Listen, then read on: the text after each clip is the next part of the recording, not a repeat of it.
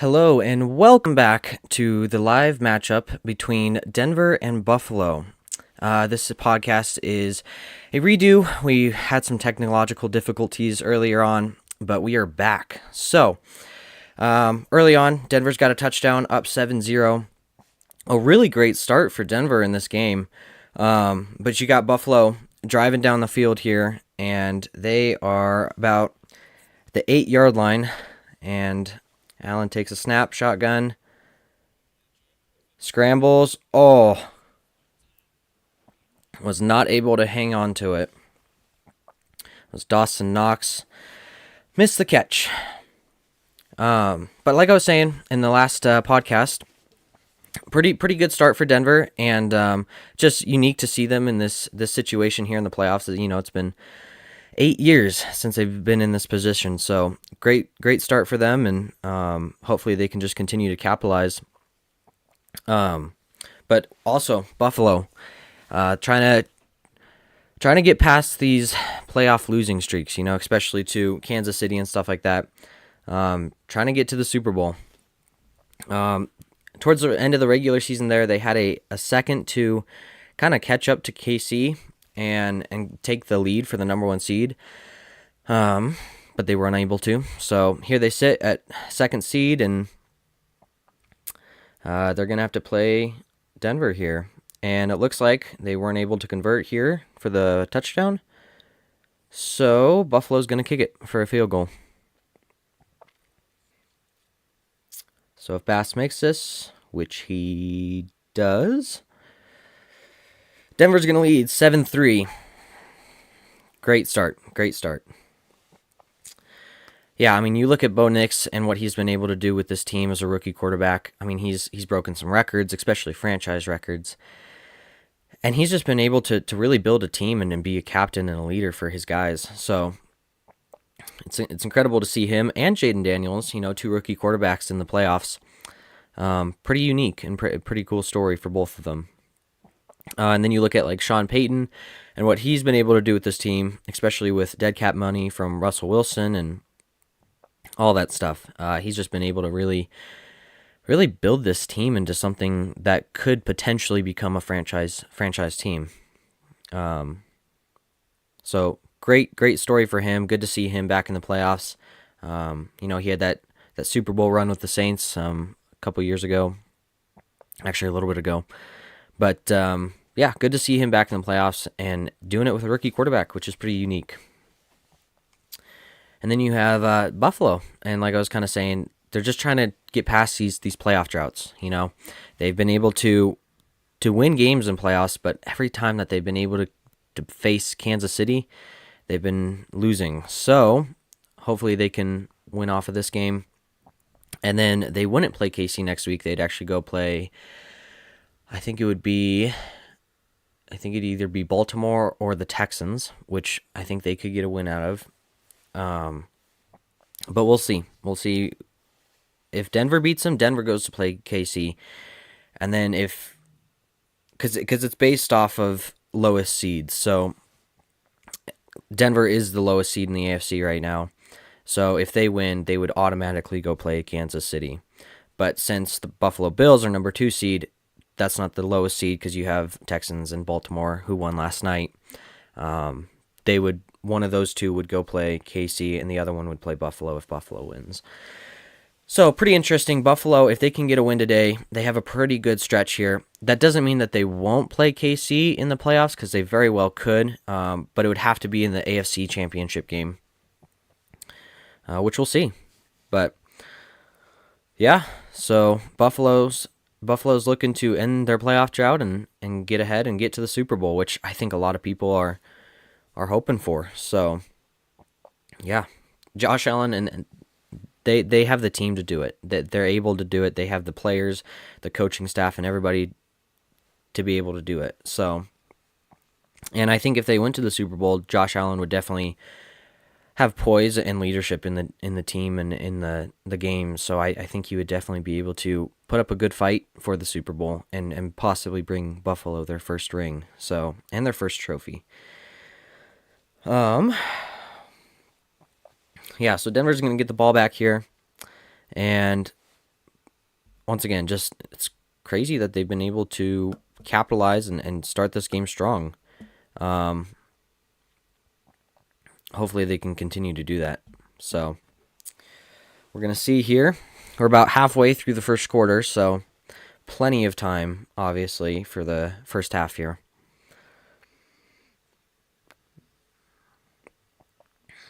But yeah, to think that Denver hasn't been here for 8 years is pretty unique. And their colors for their jerseys are looking pretty sharp today, so you know what they say, look good, play good, so we'll see. Also, guys, make sure to tune into my channel after this game. We are going to be doing a live podcast of Green Bay and Philadelphia. Hopefully we don't run into technological issues like we did this game, but we'll see.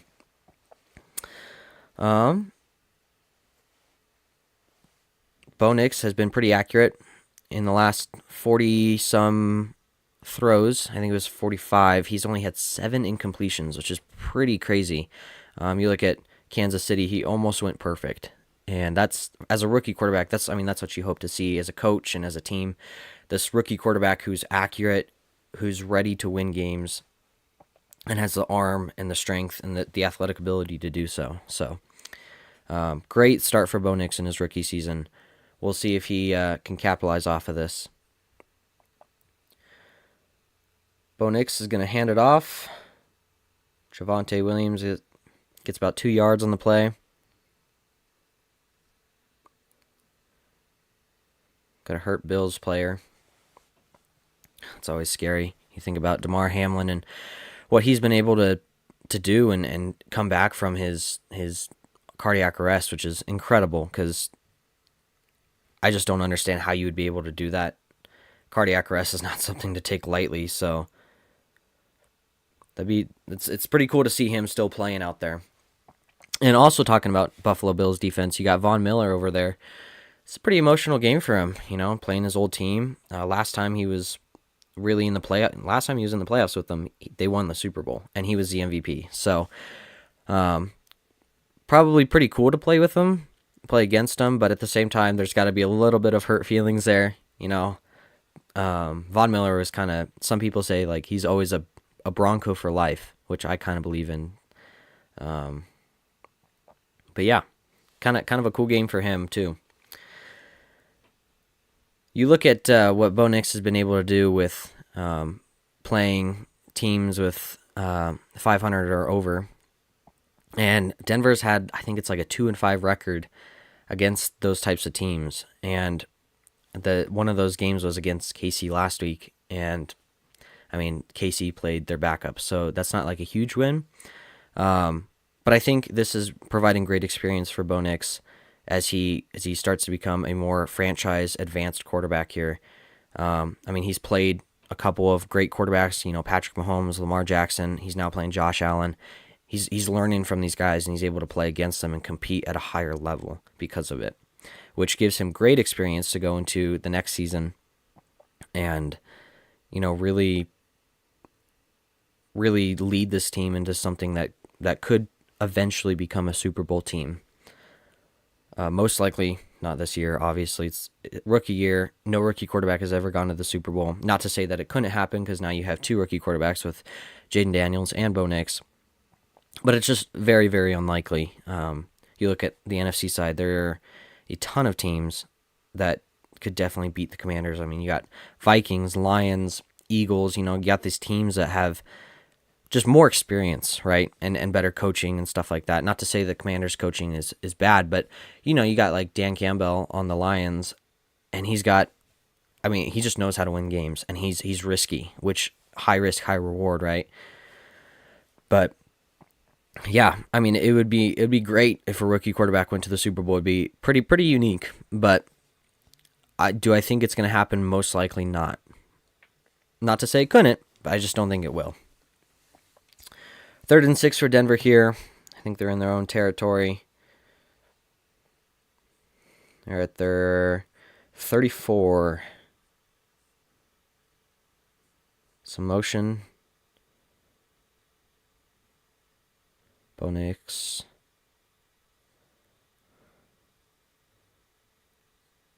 He's going to run. Nope. He got knocked out of bounds at the line scrimmage.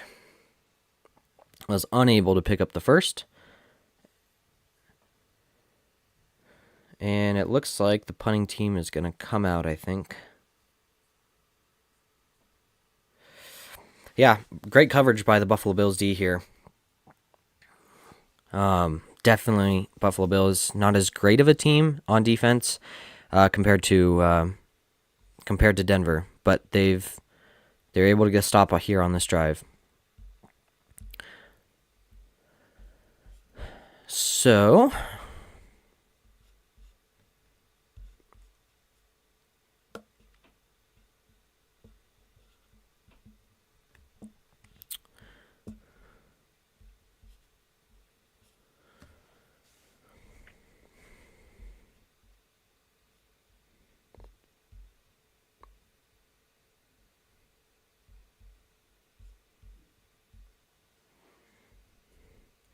good to see the Lorax in the chat. Save the trees.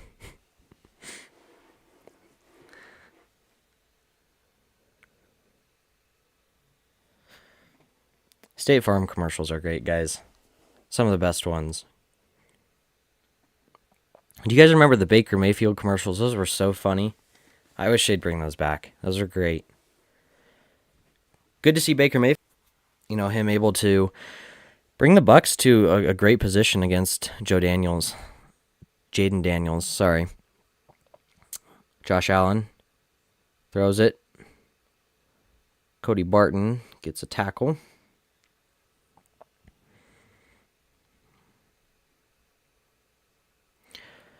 Yeah, so the Buccaneers, have been able to come into the playoffs both last year and then this year, and it's pretty unique. But I think Baker Mayfield's a pretty underrated quarterback, and I think he's got a lot of opportunity and skill in him, and I think I could one day see him as a Super Bowl quarterback. But we'll see, and I think he could definitely have a good chance to beat the Commanders.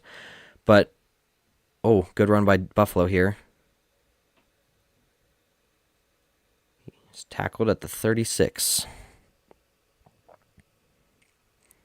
But yeah, Buccaneers have just been able to play good this year, and one of the few teams who have beaten the Lions, which is kind of unique, kind of surprising too. But I think they have a good shot against the Commanders. Not to say Commanders won't play well, because I know they will. Jaden Daniels, probably front runner for rookie of the year, with Bo Nix trailing close behind. But another run. Wow. Buffalo offensive line is just pulling this guy across the 50. Wow.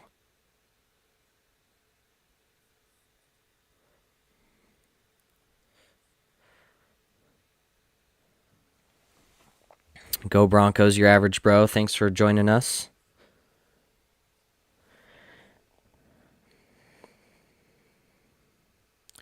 The Denver defense has been able to play extremely well this year. I mean, they probably had Defensive Player of the Year with Patrick Surtain II, and I mean, even Nick Bonito, he puts his name in that ballot too.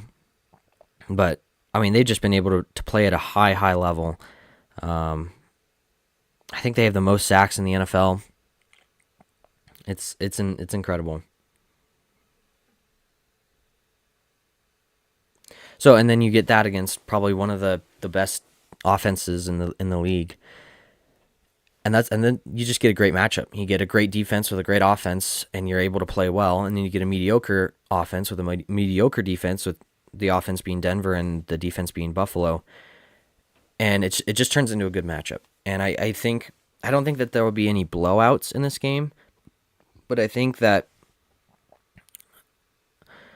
somebody definitely will come out on top. Will Surtain get MVP this year? Probably not. MVP is it's coming down to probably Josh Allen, Saquon is what I meant. So you probably got Josh Allen, Saquon Barkley. Some say Lamar Jackson. I don't see it this year, but if I were to give two people who definitely have a good shot for that, would be Probably first Josh Allen, but I think Saquon Barkley is definitely putting his name in there, which would be pretty unique because you don't have a lot of. Typically, a lot of these awards go to quarterbacks, especially Rookie of the Year. Like Brock Bowers has had an incredible year with the Raiders, but he just hasn't, because he's a tight end. He's not going to get that honor as likely as a quarterback would. So MVP is kind of the same thing. I'm trying to think when was the last year that a running back won MVP, but Josh Allen using his legs. It's close to the first down. But yeah, I think Josh Allen is probably going to get it, but I think it'd be unique to see Saquon as a running back be able to get that MVP.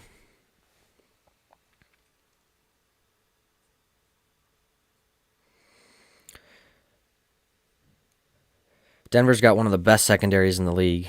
You got Riley Moss, Pat Surtain, Jaquan McMillan. He's been able to step up this year, and he's provided some huge plays.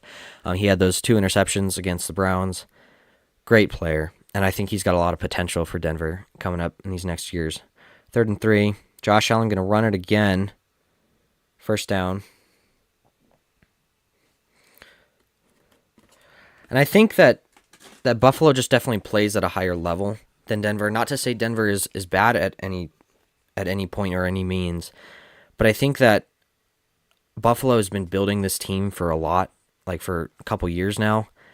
And I think they're at the point where they're at Super Bowl caliber. They've kind of been working up to that. But, like I said, you run into those Chief playoffs games, and by them losing it, you show that they're not ready yet. That they're, they look great throughout the regular season, but they're just having postseason struggles.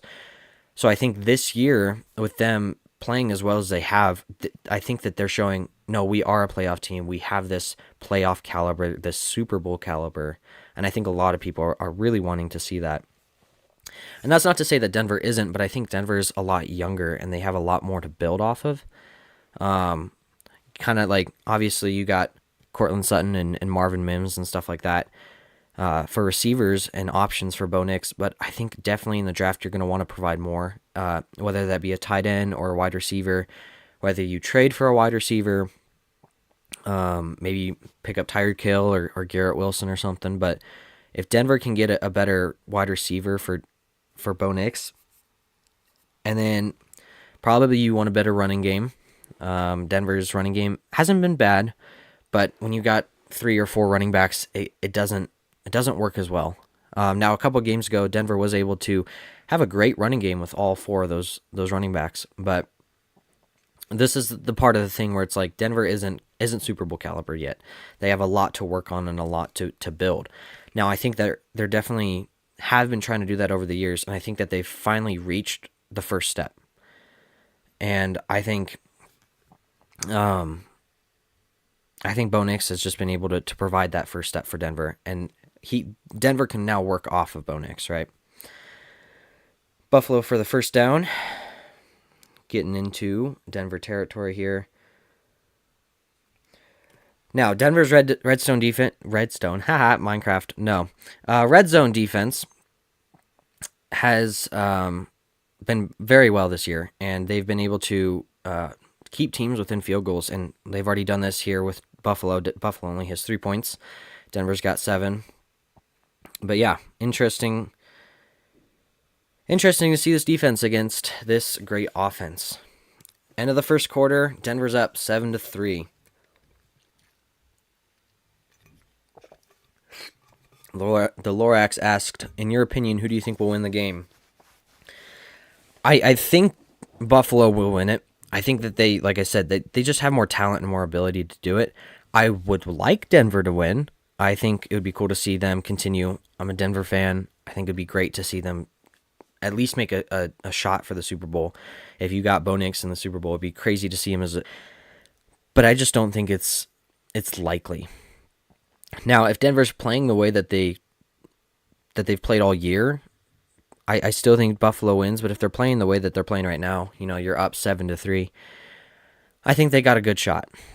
I think if at least they could make it close, and I think if you can make it close, then one mishap, and you got to win pretty much. So it may come down to a one-score game, and who knows, Denver's defense could get a pick six or something like that, and I think that's going to be the determining factor. I think it'll be close enough to where one turnover or maybe even two turnovers decide the game. But yeah, they like I said, I don't think that Denver's bad. I think that they just don't have the caliber that the Bills do. I don't think that they've built as well of a team as Buffalo has over these years, because they haven't really had a great coach and a great quarterback to do that with. Sean Payton came in, Russell Wilson came in. That kind of worked, and it was kind of like a half step for Denver. But we kind of took a step back when we got rid of Russell Wilson, and now we have this dead cap money that we have to pay Russell Wilson with, and we just don't have that money laying around to get extra wide receivers and stuff like that. So even though we kind of took a half step forward with Russell Wilson and Sean Payton, we also took a half step back. And then for Denver to pull out of that and take a whole step forward with Bo Nix and with this defense and stuff like that, it's showing that this team could be built into something better.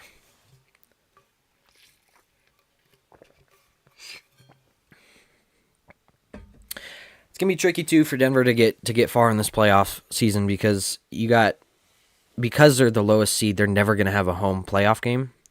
That always goes to the higher seeded team. So even if I think the 6th seed is already out, but let's just say Denver and the 6th seed went together in the AFC Championship, the 6th seed would still get the home field advantage, and Denver's going to have to. So they're playing at Buffalo here. If they win this game, they're going to have to go play Kansas City in Kansas City, which is not. I mean, Arrowhead just has a feel to it that it's hard to beat, and it provides a lot for. It's that home field advantage, right? And Kansas City's been able to provide that very well for the Chiefs over the years. So you have Buffalo, which is same thing. Fans have been able to provide a great environment for the Bills. So you have Buffalo, at Kansas City, and then even if Denver wins that, whoever they go to play in the AFC Championship, if they do, they would be at that stadium as well, which would be pretty tricky.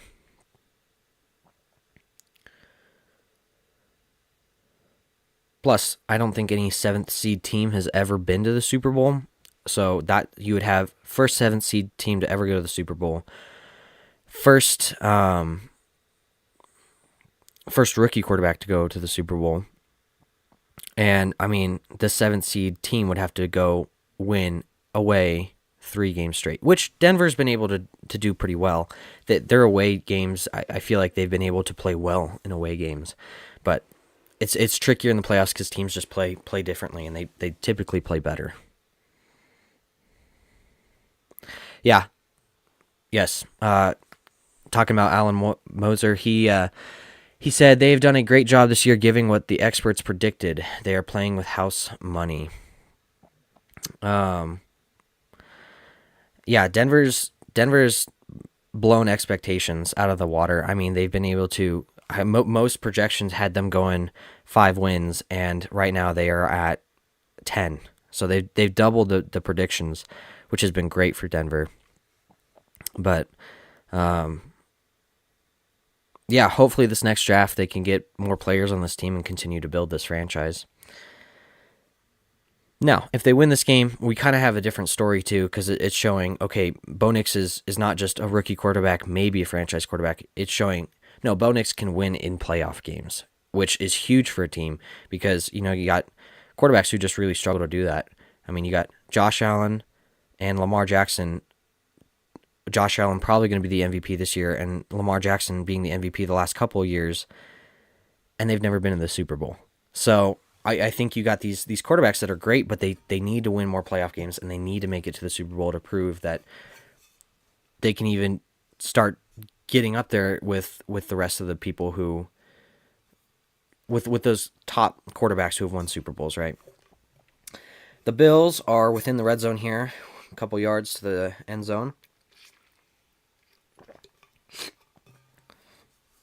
Wow. See, but this is a testament to Denver's defense. Buffalo has had 18 plays in the red zone, or in the Broncos territory. Touchdown, Buffalo. I renounced what I was going to say. Touchdown, Buffalo. 10-7. Well, 9-7. If they make the field goal, it's 10-7.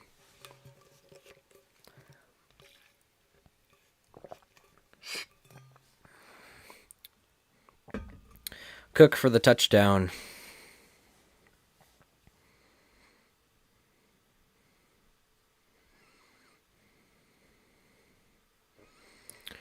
Great drive by Buffalo, getting down the field there and scoring a touchdown on this tough Denver defense. Hopefully Denver can respond.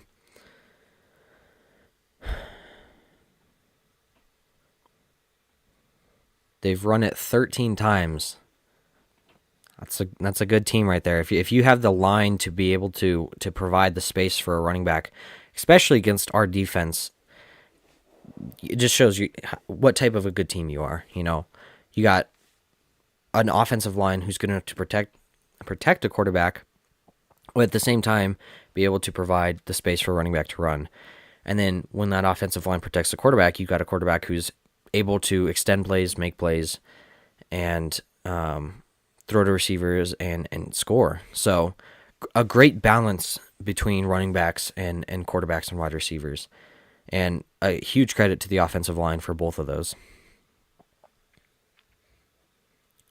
Pretty unique to see Saquon Barkley sitting out at the last game and just giving credit to his offensive line because, I mean, yeah, he has 2,000 yards on the season, but he really would not have that if he didn't have the Eagles' offensive line. So great for him to be able to humbly give credit to those offensive linemen.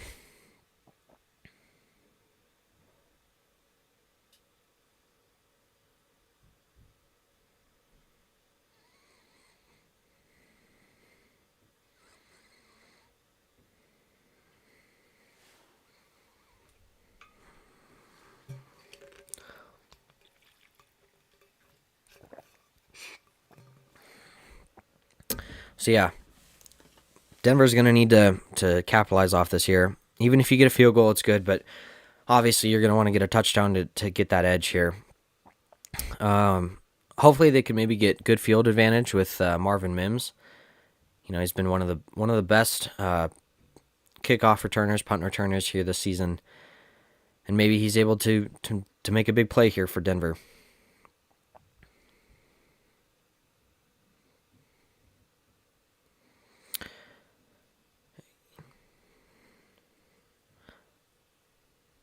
Kind of cool. Marvin Mims was a Pro Bowler last year, and I think that was his rookie year too. So it's pretty unique to see his career just be able to take off here, and for him to be able to provide what he's been able to provide for Denver, especially lately. The last couple weeks, he's been able to.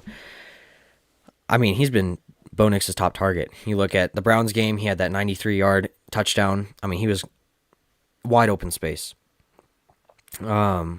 And then he had 2 touchdowns last week against Kansas City. Bo Nix and him, there's a lot of chemistry between those guys, and they've been able to connect very well. And who knows, maybe Bo Nix and Marvin Mims become a great duo in the NFL, but we'll see.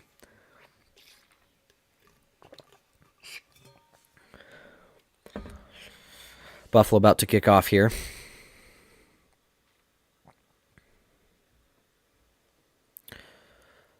Allen's saying it's 4 touchdowns in the last few games. Mims played for Denver. He was Denver's punt returner. But he's been able to do so much more than just a punt return. Like, he's been able to be a receiver, be a running back, all that stuff. Like, he's been able to be kind of an all-around player, offensive player for Denver.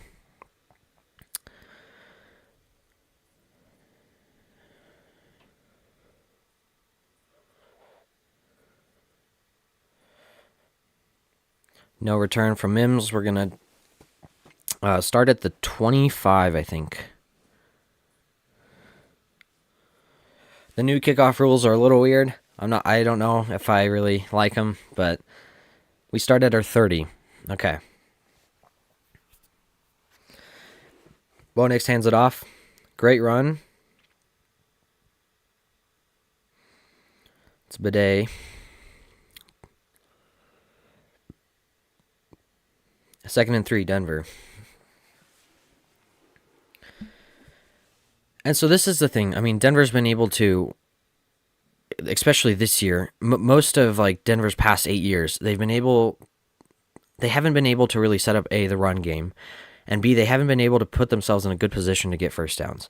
You know, you get 4 yards between 2 plays with your running back, and then it's 3rd and 6, and that's not a position you want to put your team in, right? 3rd and 6, okay, you throw a 4 or 5 yard pass, you're short 4th and 1, 4th and 2, and if you continue to do that, you're never going to score. But I feel like this team under Bo Nix and Sean Payton has been able to really put themselves in good positions. Oh, 2nd and 6. Oh, now 3rd and 3.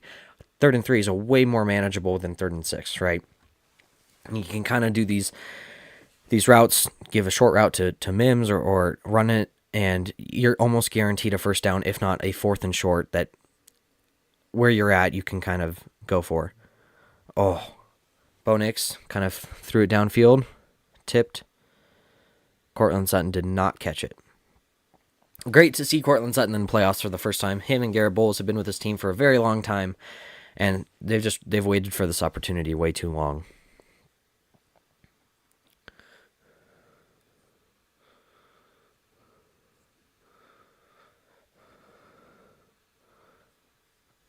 Great throw, just wasn't able to hang on to it. 2nd and 10 for Denver.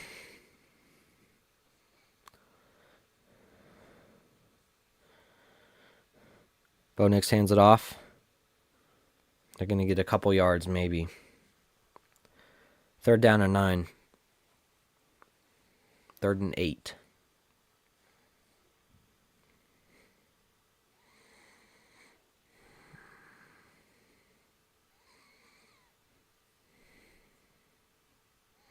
Thank you guys all for joining me. I really appreciate the support here.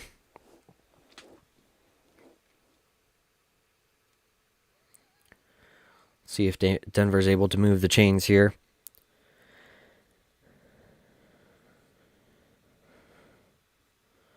And the thing about Bo Nix, too, that's very surprising, especially from a rookie quarterback, is just the poise that he's able to have. He's so calm and collected. Bo Nix deep. Incomplete. 4th and 8, Denver's going to punt. Down 3 points.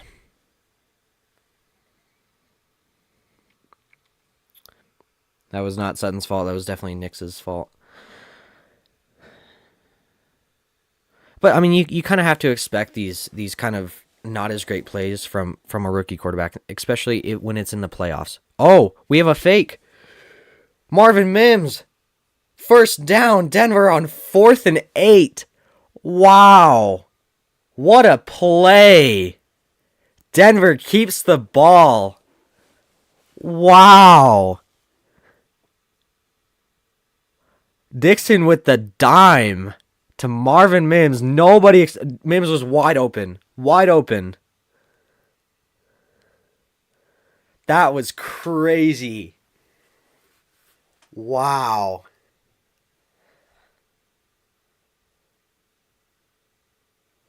And so Sean Payton is like the old Dan Campbell. Like he's the type of guy that will go and on 4th and 8 and do a fake punt in the playoffs, which is crazy. And you see this too because he did this with New Orleans in the Super Bowl. If you're able to do that in the Super Bowl, and if you're willing to do that in the Super Bowl, you're going to do it in a playoff game. And that's just a testament to the type of coach Sean Payton is. That is crazy. Great job. And you're right, Alan. I think Sean Payton will really pull out all the stops to get this win. I don't think there's a Broncos player or any of the coaches that doubt. I think they're like, no, we have the team, we have the ability to do this. And I think that's part of the reason why Bo Nix has been able to succeed is because of the coach that he has. You know, if you had a an offensive coordinator and he came in as a first-time head coach, this would never work like this. You have to have the experience as a head coach, and you have that in Sean Payton. AP asked, do you think Denver could pick up Tyreek Hill next season? And if they have a chance, should they? I think they do. Tyreek Hill does not seem like he really wants to be with the Dolphins anymore. And Bo Nix just launches it. Pressure from Von Miller. 4th and 7. So you get the fake punt. You get it. And now it's 4th and 7 again. And that's just... Now, great awareness by Bo Nix here. You almost kind of wonder if Von Miller kind of held back a little, like, well, I don't want to hurt him. I don't want to hurt my team. But, going back to that, I think they could get Tyreek Hill. I think Tyreek Hill is just looking for a fresh start, and I think he could see that probably in a rookie quarterback. And if they have the chance, definitely get it. Bo Nix definitely needs... Oh, my goodness. Wow. Denver's going to get Buffalo backed up to the 1. And you know who that is? Marvin Mims.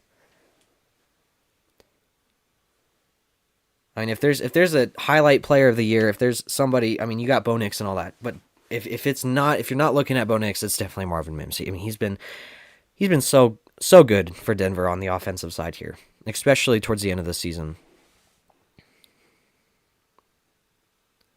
Pretty unique there.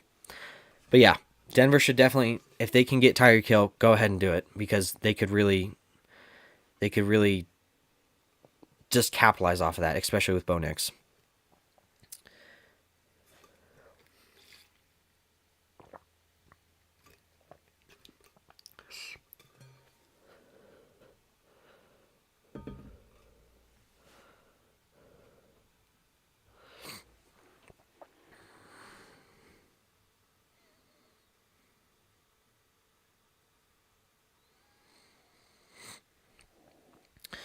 No, and I think Tyreek Hill has had kind of struggles this season because of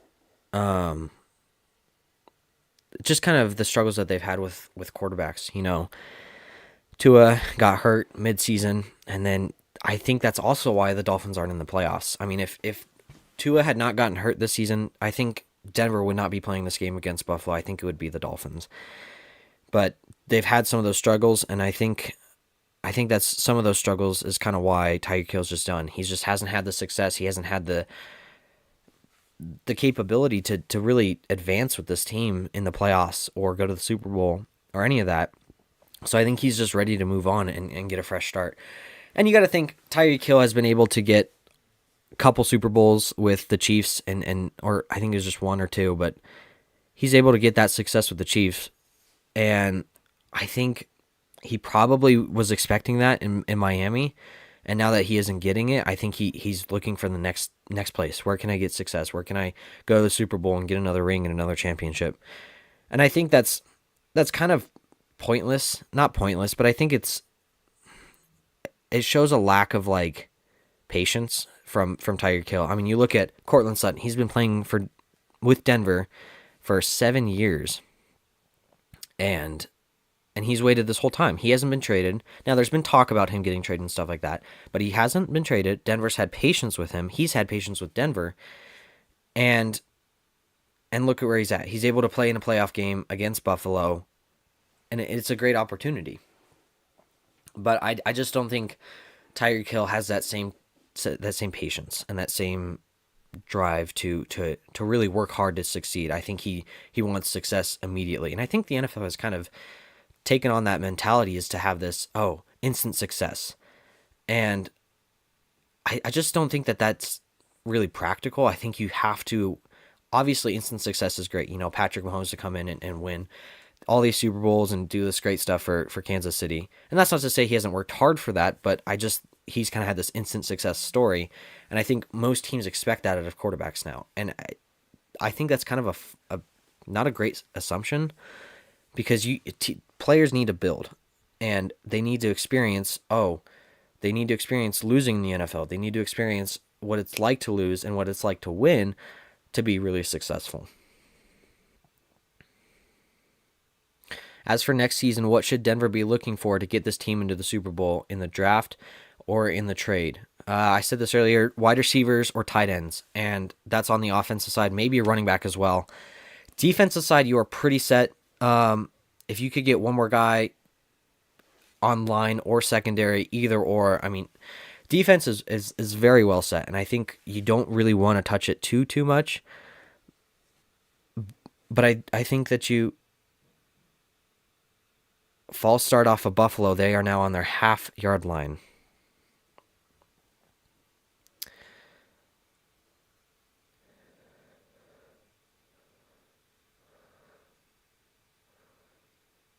So, I mean, if Denver gets a safety here, then it's a 10-9 score, which is pretty unique. But yeah, interesting. So they're at their half-yard line.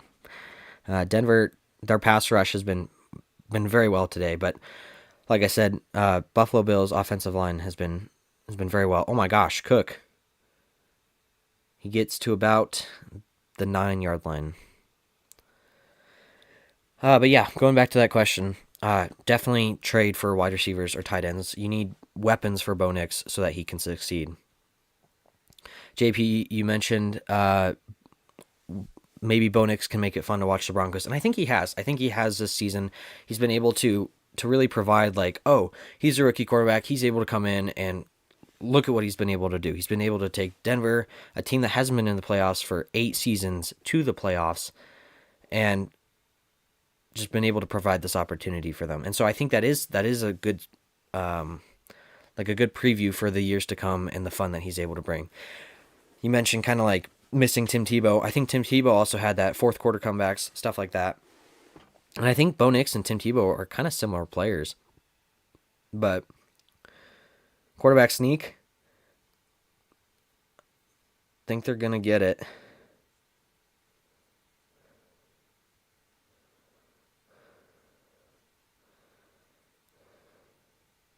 First down, Buffalo.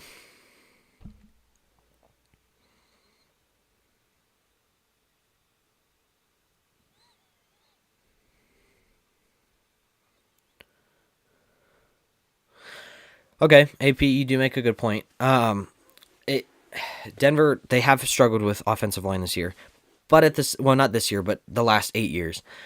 I think this year they've changed that, and I think the reason I say that is because Bo Nix does not have a lot of sacks this year. Like, he has not taken a lot of sacks. He's not taken a lot of hits. But I think, like I was mentioning before, okay, our offensive line may be able to protect our quarterback, but are they able to really provide like an opening for running backs and so that we can get the run game going? So in one sense, yes, we could improve our O-line to better provide an opening for our running backs. But at the same time, I think when it comes to quarterback protection, I think Denver's got that down to a T. When it comes down to Rookie of the Year race, Jaden Daniels has way more sacks than Bo Nix does.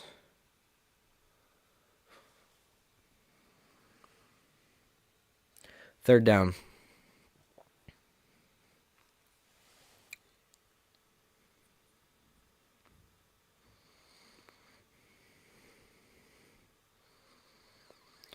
Denver's going to lose one of their linebackers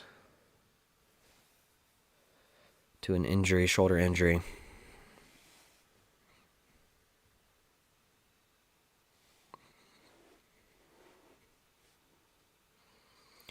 Denver's got to get a stop here. 3rd and 1. Watch the run. Oh! Allen's going to run. Denver's going to need to really get a stop if they want to get this here. I'm assuming that because they scored early, that they got the ball first. Fortunately, we weren't able to see that because of technological issues. So, but I think they got the ball first, which means that Buffalo's going to get the ball first at the second half. So you definitely need to get a stop here if you're Denver. Allen's saying that the Broncos have paid a lot of money for their offensive line, which I think is part of that testament to Bo Nix not getting sacked and stuff like that. They have been able to grow that this year.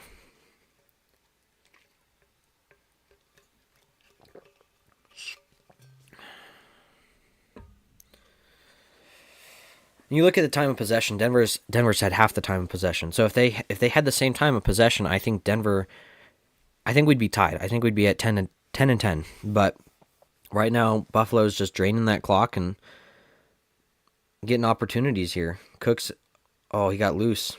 First down for Buffalo. We got about 3 minutes left in the second quarter. Denver could really use a stop here.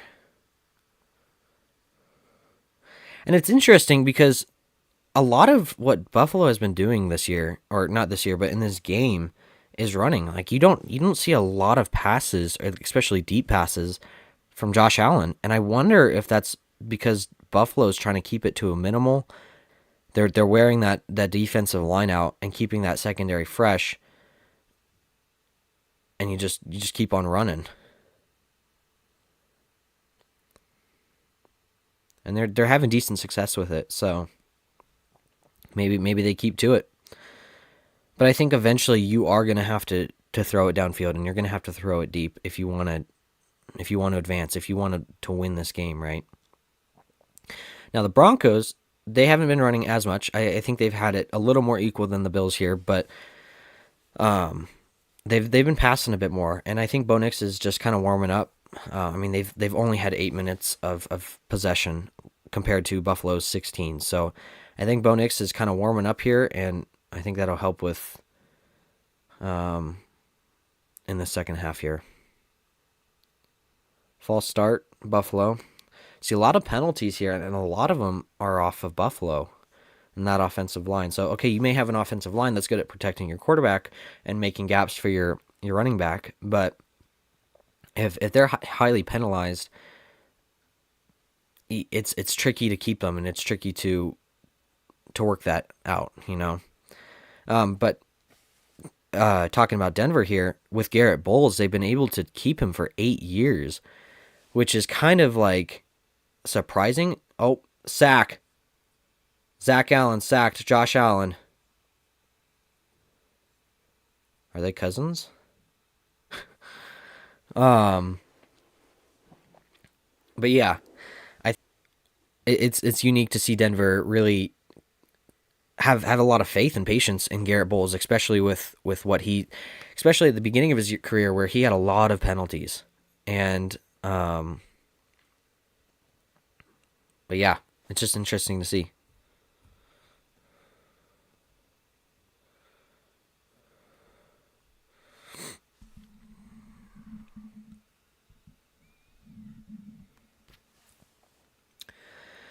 So almost 2 minute warning here in the second half, but Denver just got a huge stop. So if they can continue that, if they can get a stop, they could probably get the ball back, at least get in field goal range. You have a tie game, and then Buffalo comes in second half, and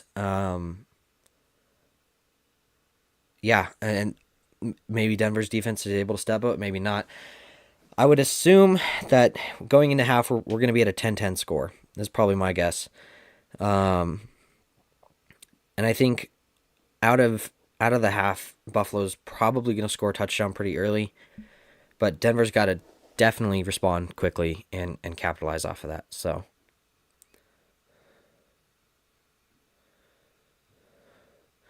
3rd and 21, right in the middle. Denver gets a stop at the 40. So they're going to have to punt.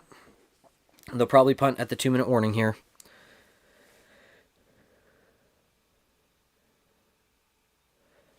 So 2-minute warning, stops the clock. Unless Buffalo's going to go for it, the offense is kind of staying out there.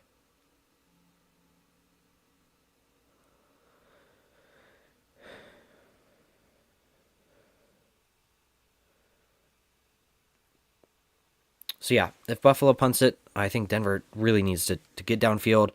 If you can get a touchdown, that'd be great. But most likely just try to get that that field goal in before the half. You got 3 timeouts, so I think you have a good shot for the touchdown. But Denver hasn't been really getting a lot of yards. I mean, it looks like when they came out, they did. But like that last drive, you get a 4th and 8, you do a fake punt, and you get it, and then you come back and get another 4th down, and then you just have to punt it again. Like you need to have a better drive than that. So yeah, I think just the way Denver's been playing, I don't see a touchdown. Definitely see a field goal coming. That's if Buffalo punts it, though. The offense was still out on the field, but I don't see Buffalo being as risky as going on a 4th and 8. I just don't see it as much. Not to say they couldn't do it. I think they have the team to do it, but I think their coach is a little more safer than Sean Payton.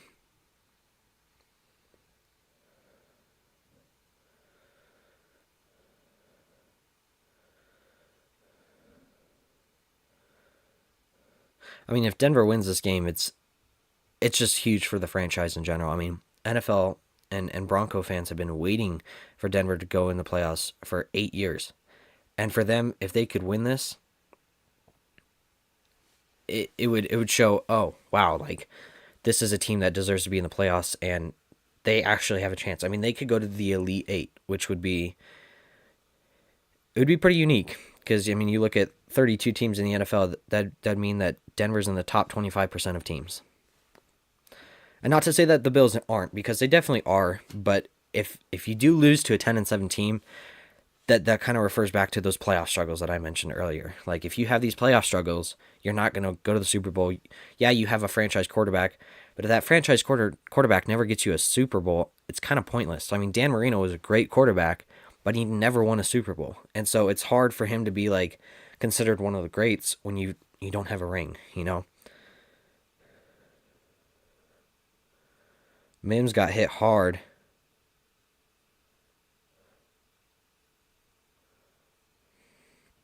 Denver's backed up pretty far.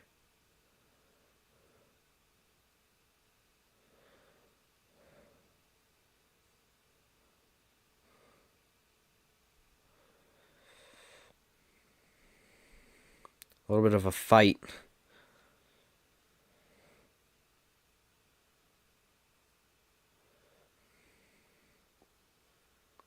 There's a flag on the field here.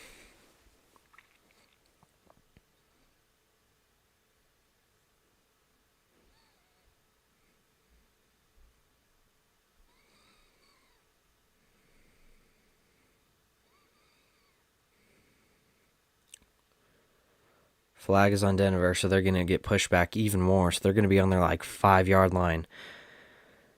But you got three timeouts. So I think now your goal is just to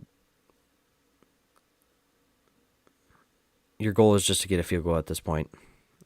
Touchdown if you can, like I said, but I don't think it's really in the equation. And then we go into halftime, and yeah, we'll see. I think this game's playing out pretty well. I was expecting a little bit more scoring in the first half, but I think it'll definitely pick up in the second half, especially as teams recognize, kind of wake up and go, oh wait, we're in the playoffs. We need to kind of play our best here. So we'll see. Part of it too is we haven't seen the Broncos in the playoffs for 8 years, so we don't really know what kind of a playoff team that they are. Sure, they were a great playoff team when you had Peyton Manning, but we don't really know what they are under Sean Payton or under these other players. Cortland Sutton. Maybe Cortland Sutton is one of the greatest playoff players of all time. We've never seen it, so we don't know. But I think right now we're seeing they deserve to be in the playoffs. I mean, if it's this close of a game, if it's a 3-point game against the number 2 seed and the 7th seed and the number 2 seed, it shows that they're a playoff team and that they could become a better playoff team, right? Do I think that they'll win? Probably not. But I think the second half is always way more entertaining than the first. I think that teams start picking up, they start waking up, they start going, oh, okay, we need to make trick plays or start doing better things here or start throwing further down the field. And it really creates a more unique game, and I think we'll see a lot of scoring from both teams in the second half here.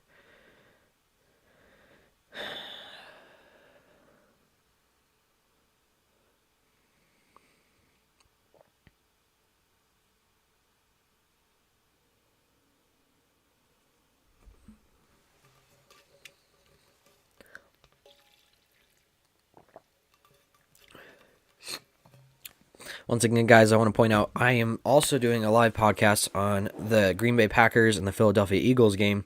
Make sure to tune into that at 4:30 Eastern Time.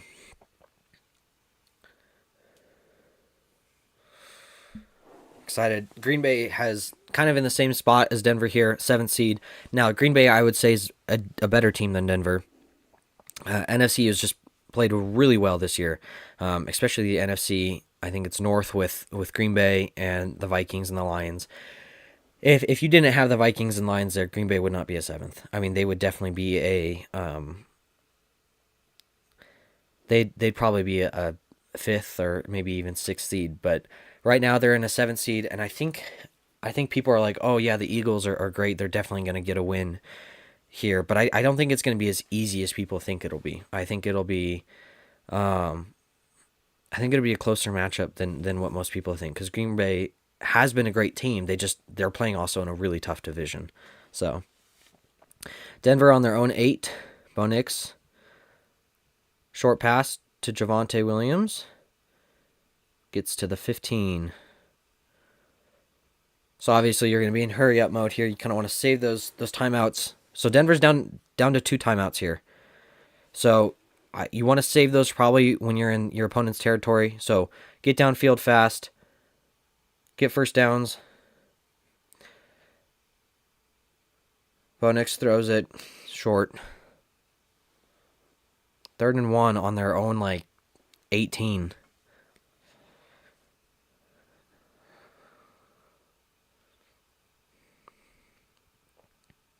If we upset Bills today, do you think we can beat KC? I think so. I don't think KC has been playing as well as people think they have. I mean, they've had so many close games. I mean, they've gotten so lucky this year. Blocked field goals. You had that game with the Raiders where just the no-look snap, I don't think Denver or KC is as good as what people think they are. I don't really think that they should have a 15-2 record. And if you look at it, I know people are like, oh, well, they were playing their second string against Denver and all that stuff. Well, if you go back, Denver really should have beat them earlier in the season, and they would have been the first team to do it.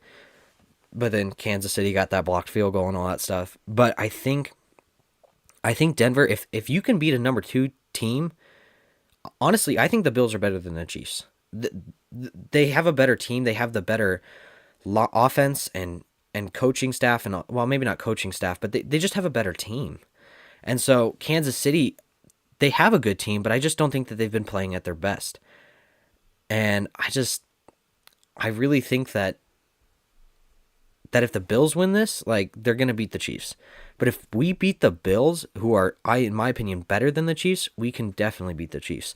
Which, if you do that and you go to the AFC Championship as a 10-7 team, that's pretty cool. Bo Nix on the run. He's going to get some yards. Slides down at about the 30. Denver's got to hurry up here. 45 seconds left on the clock. Denver getting downfield fast here. 35 seconds. Bo Nix, deep throw. Inbounds. Toe tap. Cortland Sutton. And he was out of bounds, so it's 27 seconds left. Great catch. I'm not sure if that's a catch, though. His foot kind of came up.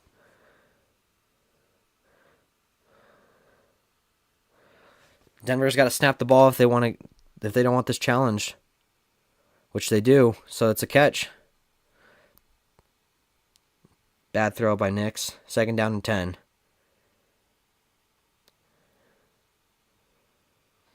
Bo Nix not as accurate as he has been lately, but first playoff game, so you got to give him a little bit of grace here.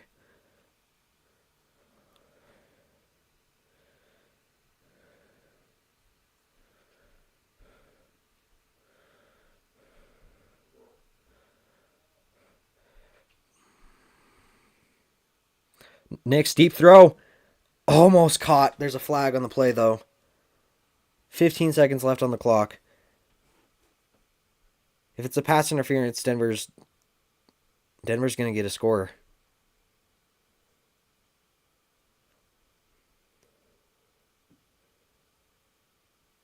Holding on the defense. 5-yard penalty, first down. Denver, I mean, they're still not in range, obviously. They're not even really at the 50.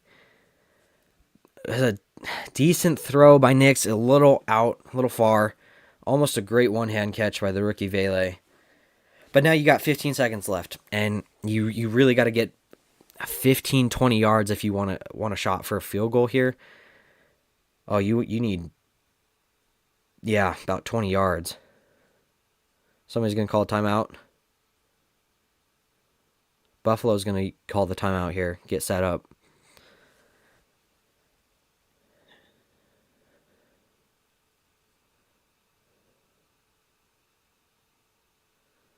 Buffalo will receive the second half kickoff. Okay, so Denver really needs to score this field goal if they want any chance to win this game. If you don't win, I'm calling it now. If Denver does not score, they don't win this game. Or at least they don't have a chance. If they don't at least score a field goal right now, then they don't win this game. If they can't, with 2 minutes left, if they can't get down the field and score a field goal, not to say that I expect that out of every team, and that's like the standard for good. But in the playoffs, it kind of is. If you you need to have good clock management and be able to score. I think if Denver scores a field goal here, then it's still a toss up on who wins. I think mainly it's going to be Buffalo, but still kind of a toss up. Denver scores a touchdown here, I think they win the game. If Denver does not score, I think they lose.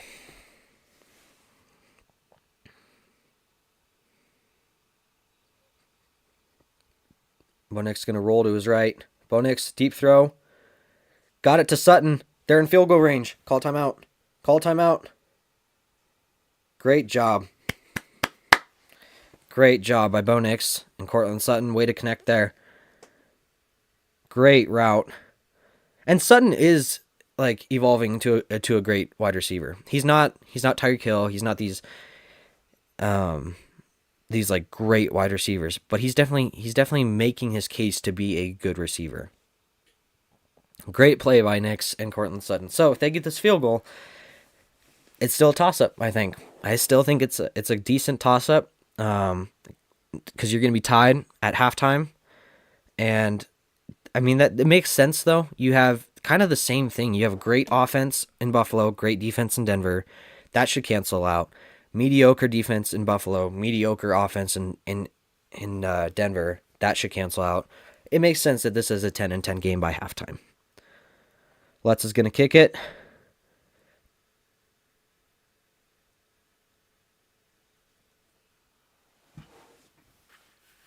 Will Lutz missed the kick. He missed it. I mean, he hit the... Oh, he hit it. He hit the upright and he missed. No. No. I don't want to stick to my word and say Denver loses. But right now, I mean, if your kicker can't make a field goal that your offense has been able to capitalize and get you in range, these are the type of mistakes that you can't have in a playoff game. Now, if if the defense is able to keep Buffalo to 0 points or even just a field goal, they're still kind of in business here. Because then it's 13-10 or 13-7 or 10-7, and then Denver goes and capitalizes off of that. It's closer. But if you can't make a field goal, I mean, obviously you have pressure, but like you should be able to make that as a kicker. It was within field goal range. Like there was the line for field goal range, and if you miss that, it's I just that shows me that this team isn't quite as playoff ready as people may hope that they are. But I don't feel like that's a lot of credit to Buffalo either, because it wasn't like it was Buffalo's fault. And Buffalo really has not been scoring as much as I would have thought that they would have in this first half, which is a credit to Denver's defense. But yeah, Denver just has to really make an adjustment here, and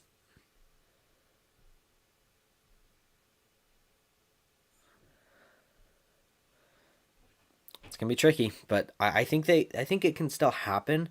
I just don't know if it'll work.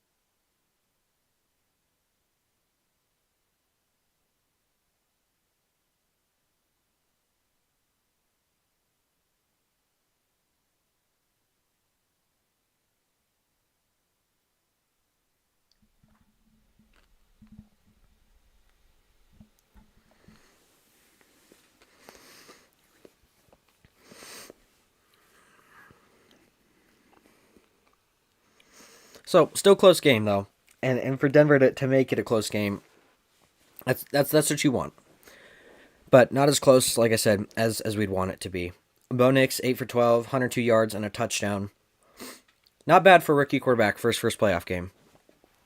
Um, but yeah, the Bills have been really able to capitalize and in the run game especially. But we'll see.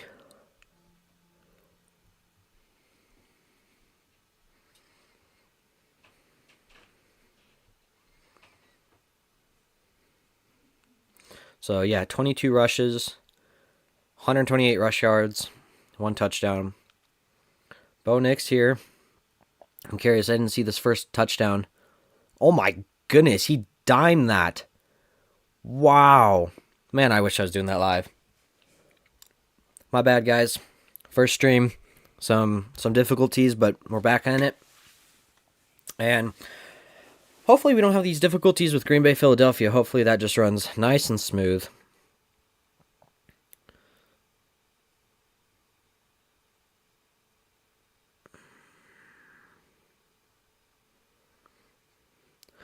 I mean, he's got more passing yards than Josh Allen. Josh Allen has more rushing yards. Um, but they have the same amount of attempts for throwing, and Josh Allen only has one more than him. So, wow. First passing touchdown from a rookie to a rookie in NFL playoff history. That's unique. Wow. Bo Nix to Troy Franklin for that first Denver touchdown.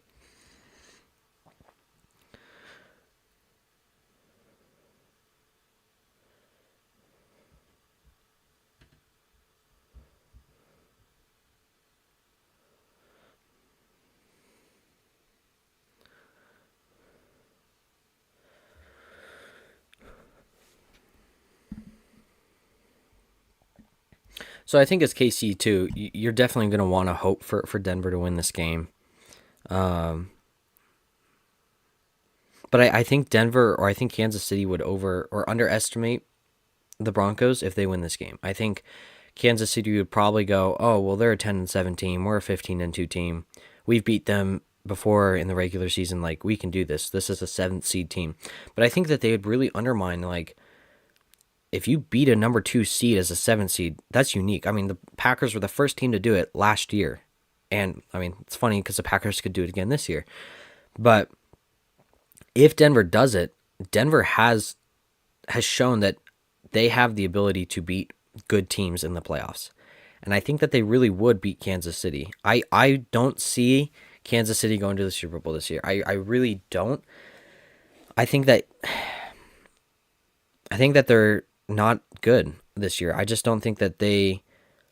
You look at their last playoff seasons, and they play way better in the regular season. Like they may not have a perfect record. They may not have a 15-2 record, but they play well, and that's why they've been able to win games, beat the Bills in the playoffs, go to the Super Bowl, stuff like that.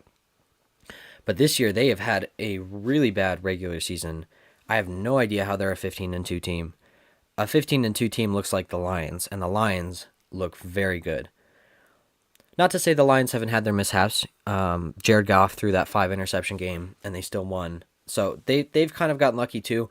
But, and I think there is something to say, like, there's something about finding ways to finish games. And I think Kansas City and the Lions have been able to do that. But I just don't think that Kansas City has as good of a team as like the Lions do. Like the Lions, I don't really see any other team going to the Super Bowl except the Lions. Maybe the Eagles, but I just don't see it. I think the Eagles have a trickier path ahead of them than what most people think. I think people are like, oh, they'll beat the Packers. I think the Packers, I think they have what it takes to beat the Eagles. I don't think that they will, but I think you could definitely wear out the Eagles and make it trickier for them as they try to go for the Super Bowl. But I really do believe that the Lions will go to the Super Bowl this year. I think that they have a great shot. Technically, I think, and I don't know if I think this, but I want Buffalo to go to the Super Bowl if it isn't Denver. So I think Denver will win this game. Or no, I think Buffalo will win this game, but I'd rather have Denver win it. But if Denver loses, I'm not like too sad. I'm still proud of Denver and what they've done this year, but I wouldn't mind seeing Buffalo in the Super Bowl. Super Bowl predictions. I think it could very well be a Bills-Lions Super Bowl. If not, if the Bills lose, I could see it being I could see it being a Ravens-Lions Super Bowl. I could see the Vikings going to the Super Bowl. And I know that's kind of a weird pick, but they've been playing very well. I don't think that they've been playing as well as the Lions. Obviously, the Lions took the lead from them and took the number one spot. But I think the Vikings have just had a great season, and I think that they could really make their run. I could easily see them in the NFC championship. But I don't know. I think that a NFC championship will probably be, I could see it being a Lions-Vikings championship. And I think Eagles will get knocked out in divisionals. I think AFC, I think it'll be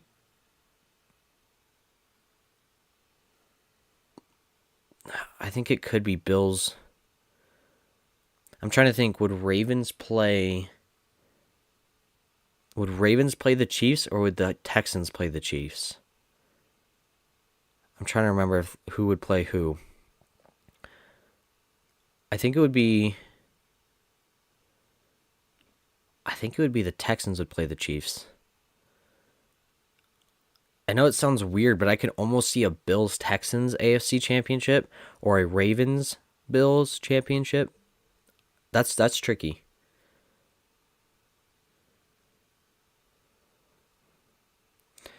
I think, because the reason I say Texans, beginning of this playoff season, I would have said lost to Chargers. But the way that they beat the Chargers, I mean, they beat them like they were an easy team. And for that, I'm like, okay, maybe they didn't play as well as we thought they would in the regular season. But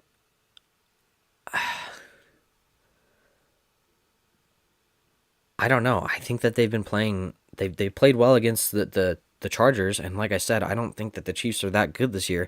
So if they go on to play the Chiefs, I think they could beat them. I think CJ Stroud has it in him. I think he's a good quarterback. And he showed that definitely last year. He may not have shown it as well this year in the regular season, but he did win his first playoff game last year. Now he lost to I think it was Kansas City, or he lost to somebody last year. I think it was Kansas City, or no, I think it was Baltimore. But I think he could go win in Kansas City and beat them, and could go to the AFC Championship. I don't think he's going to the Super Bowl. Him and the Texans, I just don't see it this year. Maybe next year, the year after, but not this year.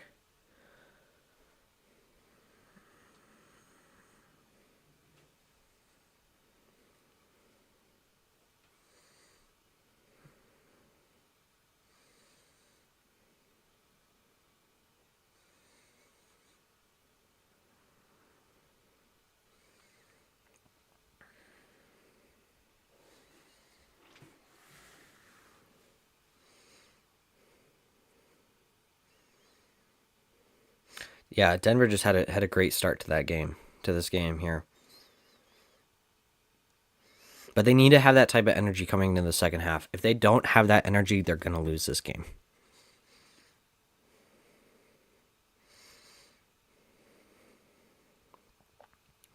Buffalo's going to get the kick here.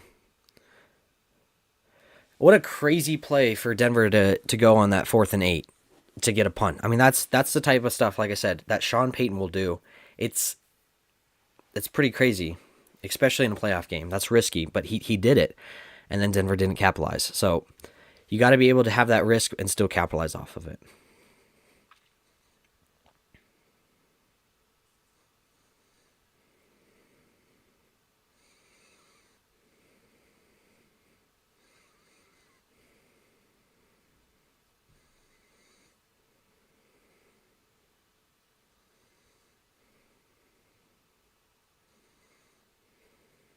Well, and as Sean Payton said in that last game, like, a young team is a hungry team. Like, they will go out there and they will win games, and they will try their hardest, and they will play their best. And I think right now Denver is really showing that. I think that they're like, no, we deserve to play against a number 2 seed. We're not a 7th seed. We deserve to play against the Bills. We deserve to play against KC next week if we win this game. But there's something between youth and skill and experience. And experience will always beat youth and skill. Always. But I think that even though Denver has mainly just youth and skill, you also have experience with Sean Payton. So you have a great opportunity there. And this could be an upset here. But it'd be interesting to see. Upsets always happen in the playoffs. So maybe this is one of them. Maybe the Eagles-Packers one is one of them. It'd be crazy to see both 7th seed teams beat 2nd seed teams and go on to play in the Elite Eight. That would be incredible. Buffalo is going to return it. He's got some space. Gets down about the 35.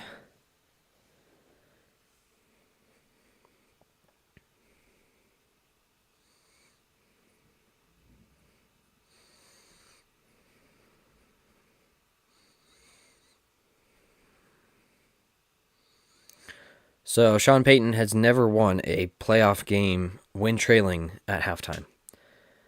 But then again, when he's been with the playoffs, he's been mainly with the Saints. I don't think he's been with anybody else. So different team. He could win it. So Denver's going to start on defense here. They got to stop this run.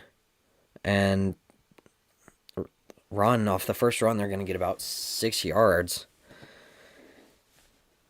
Which is, it's kind of weird for Denver to do this, because you look at that pass rush, you got Nick Bonito, Zach Allen, John Franklin Myers. I mean, you got these guys that are really good, but I don't know. I think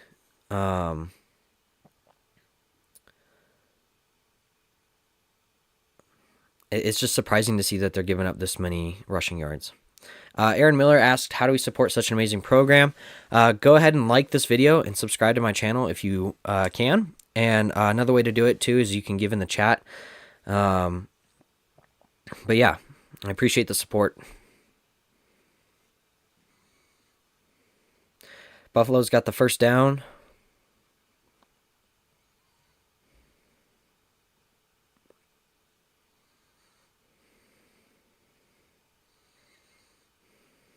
So Houston's number 4, Baltimore's number 3. So if we lose this game, Houston will go on to play Kansas City, and I think that they could beat Kansas City. So I could very well see Houston. If we lose this game, I very well could see Houston in the AFC Championship.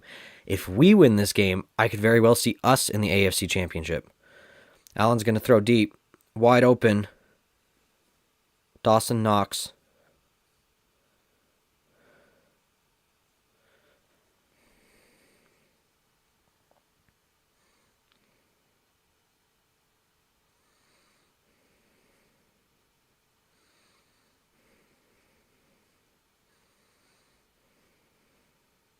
Great play by Buffalo there. Way to run their routes perfectly.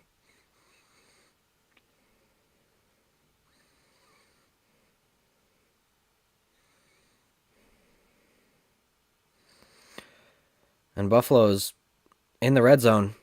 Cook's about to get in the end zone. He's within the 10. Wow. So this is a great start by Buffalo here.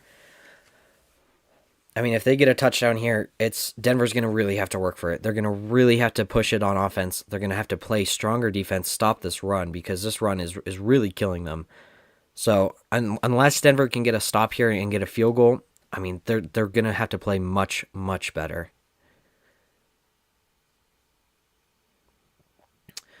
Buffalo's at Denver's 9.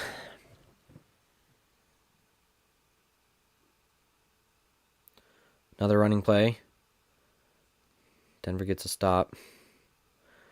2nd and goal.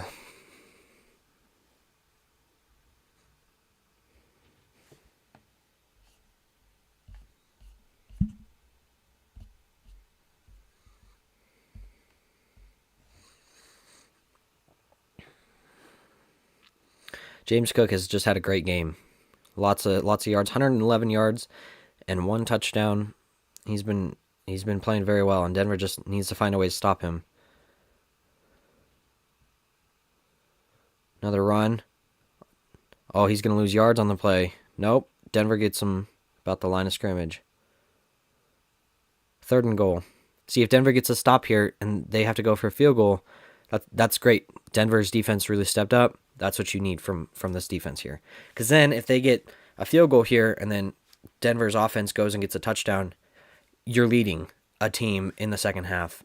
You're leading a number 2 seed in the second half. You couldn't ask for anything better. Because then it's score, and it's like it's equaled out.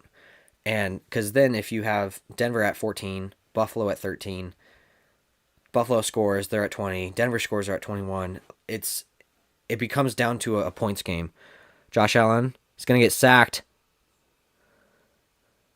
He's trying to direct traffic. 4th and goal.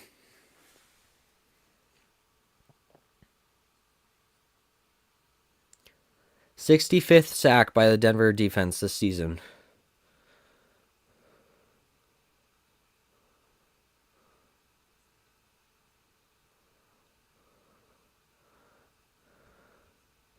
So they hold them to a field goal. Great stop by Denver defense. This is what you need in order to win this game.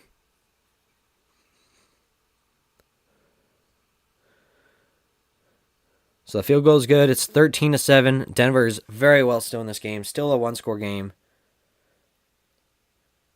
Should have been a penalty on Patrick Surtain. Hey, but refs miss calls on both teams, so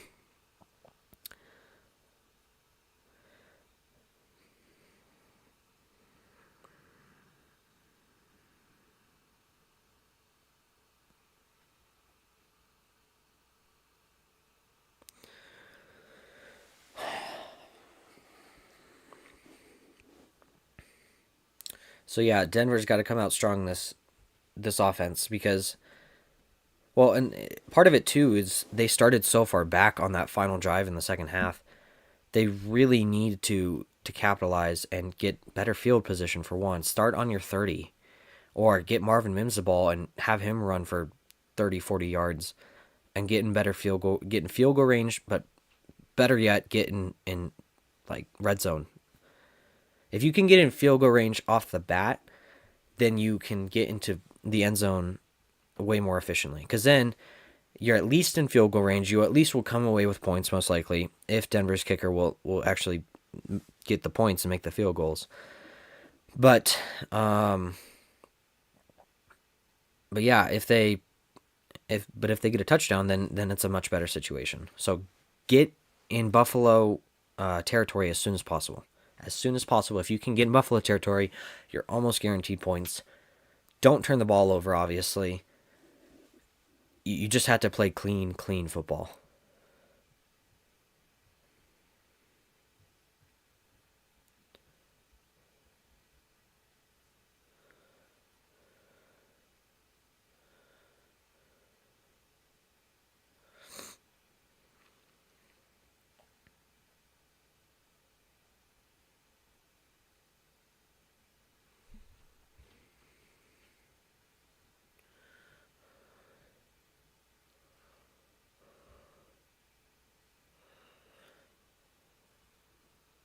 Yep. Allen says that if Denver doesn't give their defense a breather, they're going to burn out. And it's true.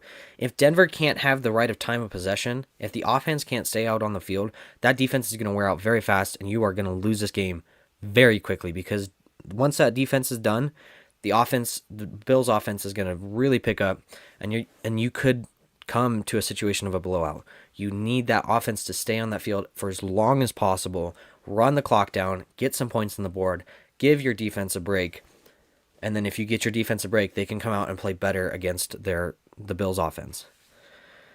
So you really need to play great offense here. Tricky to do with a rookie quarterback, but Denver's in the postseason, so they've been able to do it this season, and maybe they're able to do it here.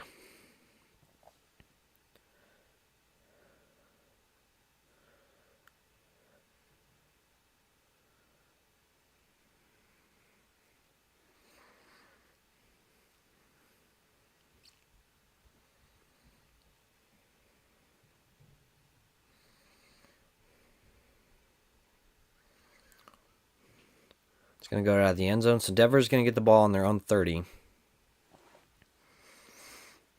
And I guess, yeah, you're right. So AP said, this is why Denver needs a better run game. If you have that run game out there, and if it's a good run game, you are going to keep your offense out there. It's going to be very rough on the defense of the Buffalo defense, so it's going to wear them out very quickly. You're going to stay on the field for long enough to where you give your defense a break, and your offense can get out there and score.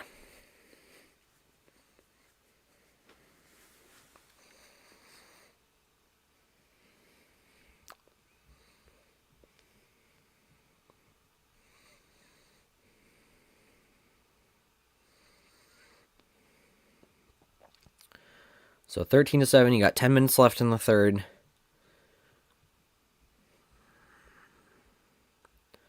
Plenty of time left for Denver to come and get away with a win here. They start on a run. It's going to get back to the line of scrimmage. So 2nd down and 10. And this is where you need to get yourself in a better position. You need to convert.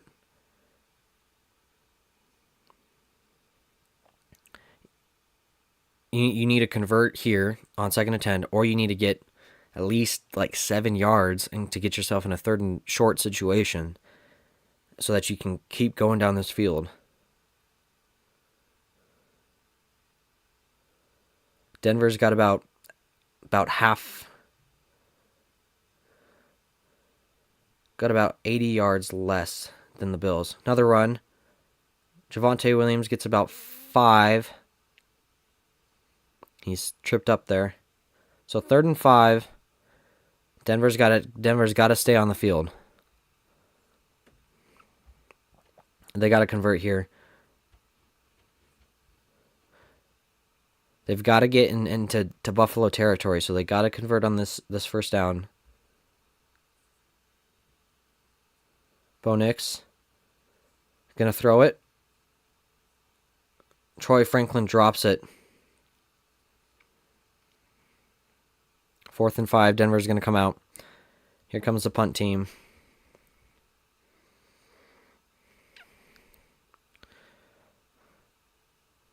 And I don't know if that's, I think this could be nerves on both ends.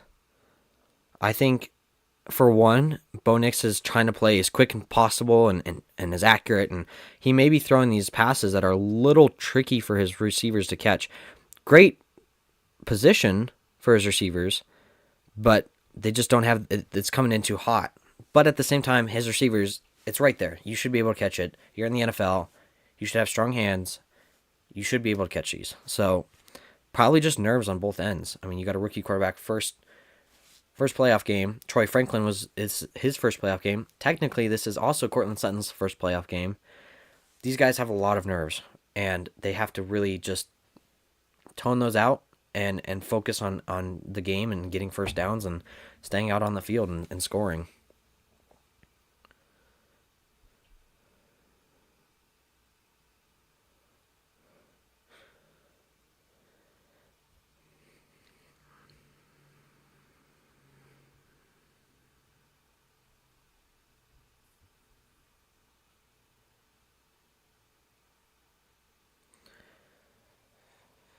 Denver's kind of, if they keep playing the way that they're playing, they're definitely going to lose this game. But if they get a lucky play, that honestly, if you get a defensive stop, whether that be a turnover or just a 3-and-out,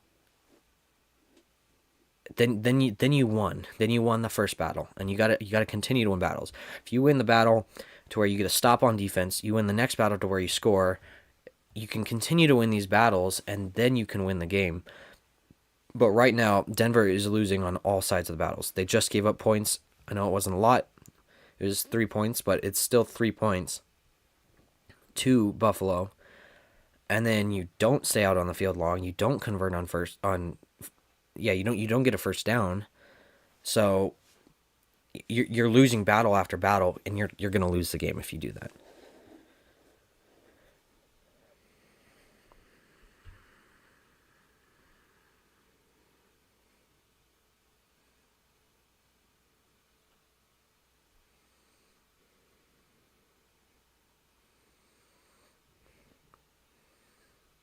I sure hope those Super Bowl ads are way funnier. They have not been great these last couple of years.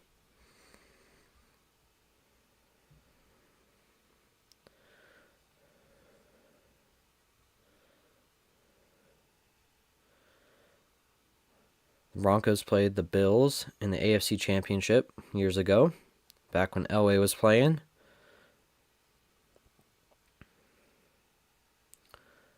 Buffalo Bills went to the Super Bowl. They lost 4 Super Bowls straight within 4 years. And that's why Buffalo, these fans really, really deserve a Super Bowl and a Lombardi trophy. And they hope Josh Allen can do that for them. But Josh Allen really needs to be able to win playoff games better, especially against the Kansas City Chiefs.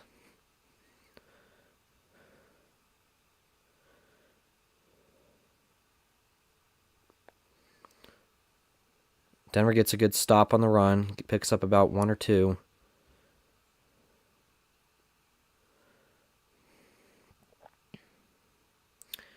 But yeah, they're just running that defense out. They're just doing pretty much just runs this whole time. Which, hey, if it works and if it runs that defense into the ground and wears them out, I mean, it works. And you don't have to come away with anything fancy. You might, the deeper you go into the playoffs, the fancier you're going to have to get. You're going to have to make bigger plays you're going to have to make deeper throws, stuff like that. You're not going to be able to run on every play. Josh Allen throws.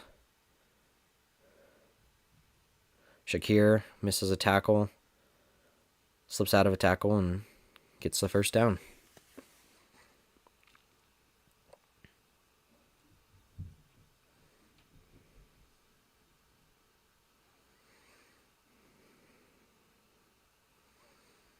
First down and 10, Buffalo.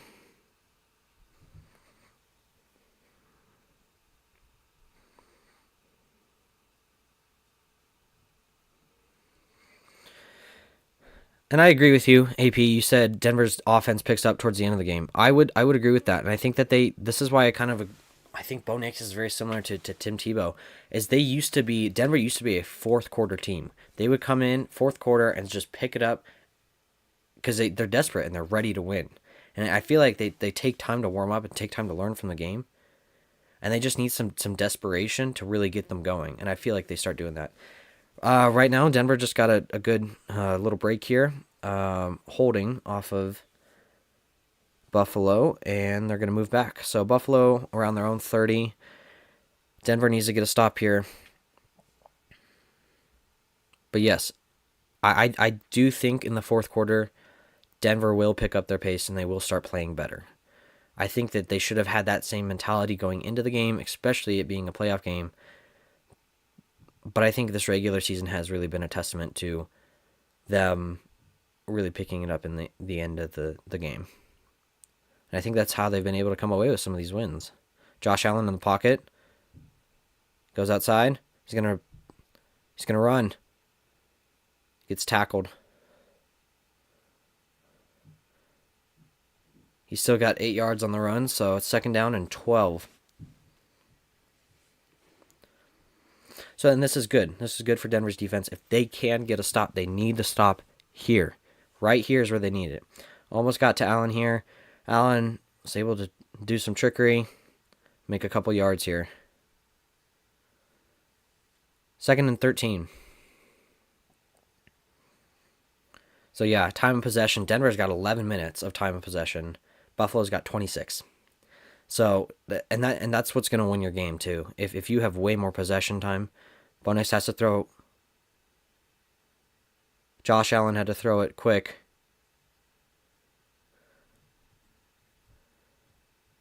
Josh Allen had pressure through it. Terrible hit though. Denver hit a guy. He is down and out. There's penalties on the play.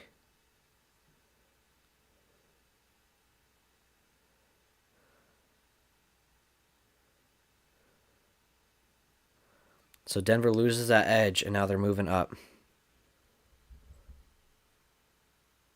Oh, terrible hit. Helmet to helmet. Instant hit. Injury timeout here. So now that they lose that momentum, because that was a 15-yard penalty, and so now they brought the pressure on Josh Allen, which is good. I think that's what Denver needs to be doing. I think they need to be blitzing Josh Allen. I know some people have argued, oh, if you blitz Josh Allen, he's going to make a play, he's going to run around. And I think what you need to do is you need to blitz Josh Allen and keep guys lower so that if he does run, you have protection, and you keep him contained so he doesn't get a 30-yard run. So I think you need to blitz him, because on that play, you blitz him, he doesn't make the pass. But, so that would have been great for Denver. It would have been a 3rd down and 13 or whatever, but Denver had to go and do that injury. And, yeah, unfortunately for the guy, he's all hurt, and hopefully he's okay. But Denver loses that edge, and now it's 1st down for Buffalo.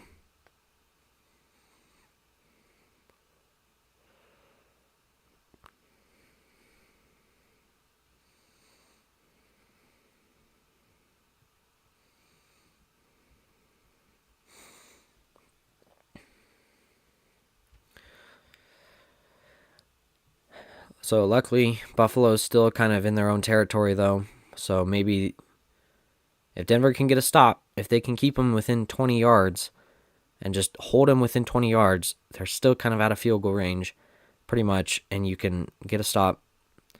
I think this next drive, Denver scores. Offensively, Denver will score this next drive. Whether that be, I think it'll be probably a touchdown, but I'm not sure. It's towards the end of the 3rd quarter here. We're about halfway through it. I think, yeah, I think he picks it up here.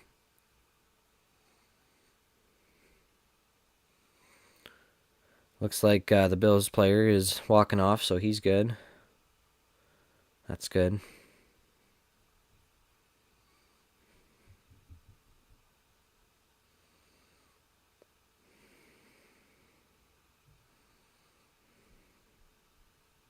He's a rookie too. That's really sucky.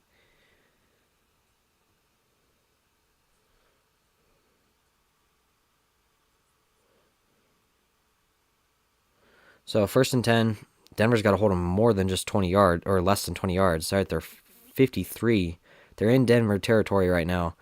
2nd and 9, 1 yard run. We're about 6 minutes left in the third quarter, so we'll see.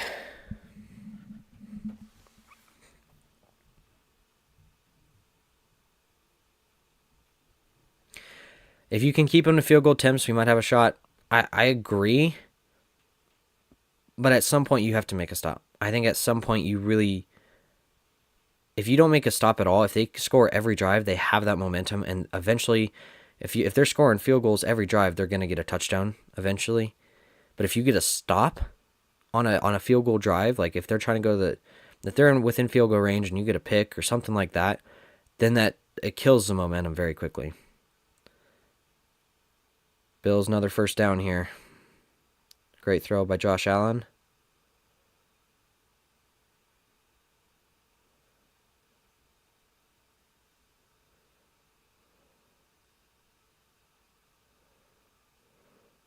Denver really needs to get a turnover here. If they get a turnover, they have a much better shot. Josh Allen deep, pocket, throws it. Had nobody there. 2nd down.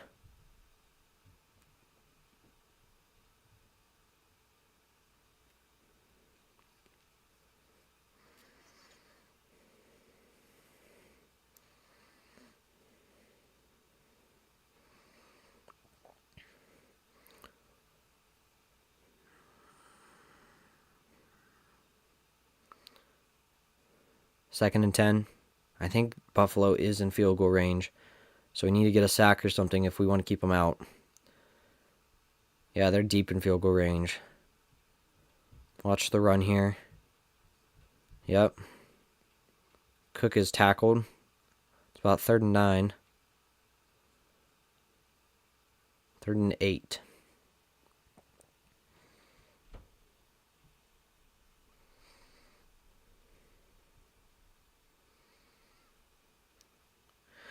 So you get a field goal. It makes me wonder if, as Denver, would you go for 2 if you get a touchdown? Because if it's 16-7, you get a touchdown, you go for 2, you get it. It's 15-16, and then if they score another touchdown, that's 23-15. And then if Denver gets a touchdown and 2-point conversion, Denver finally gets their stop, but they're within field goal range, so Buffalo's probably gonna kick it.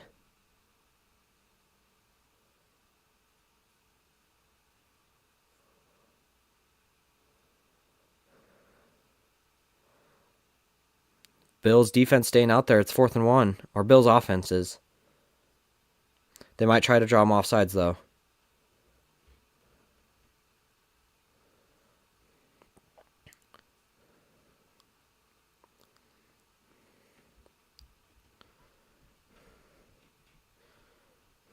Josh Allen.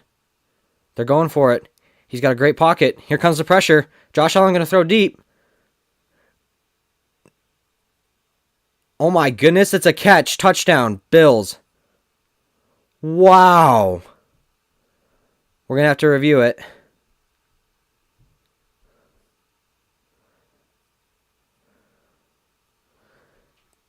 Did the ground help him?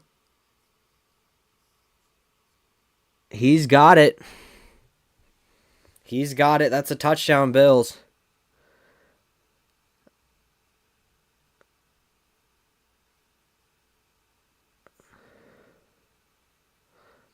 So he throws it. Oh, that's tricky. I thought it was an interception for a second, but it might be a touchdown. They're going to have to review that one.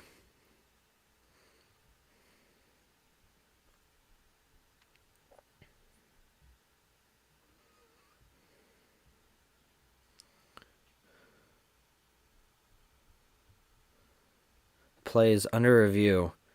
That's close. I think it got it.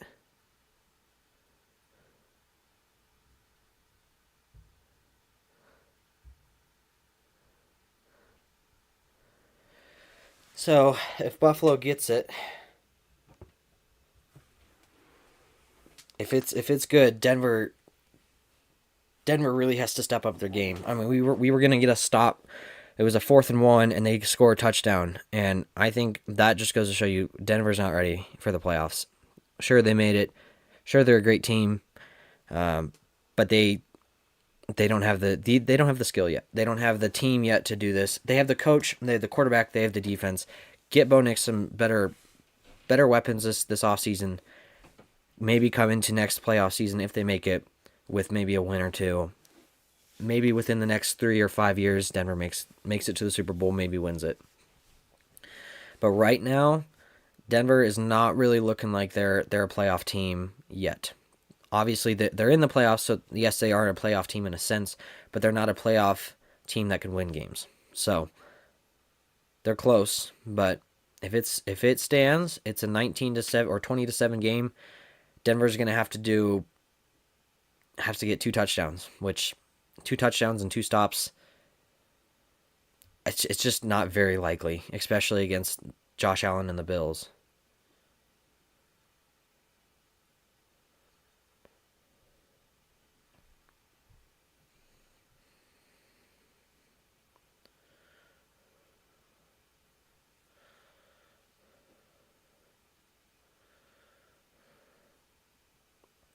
It's close. I don't really see if it stands. I don't see really a chance for Denver to come back and win this. If it doesn't stand, and it's if it doesn't stand, and I think it'll probably I think Denver has a better shot, but I really think that he got in, and I think he maintained control of the ball, and um, yeah, I think it's gonna be probably a touchdown. Thanks for joining us, DCJ Hambrick.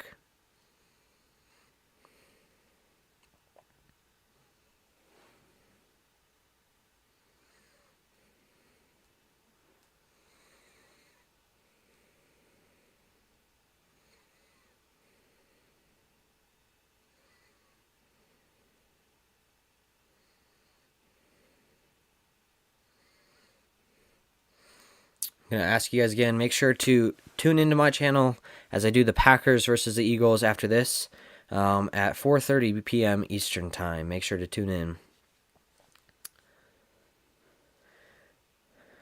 So we're gonna have about the 4th quarter here. I think it's still the end of the 3rd, but it is confirmed. It's a touchdown.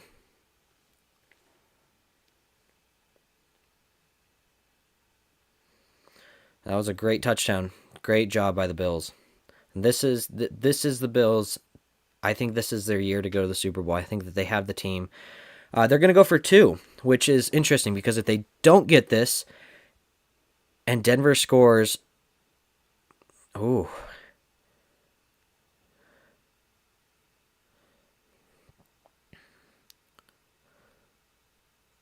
they got it.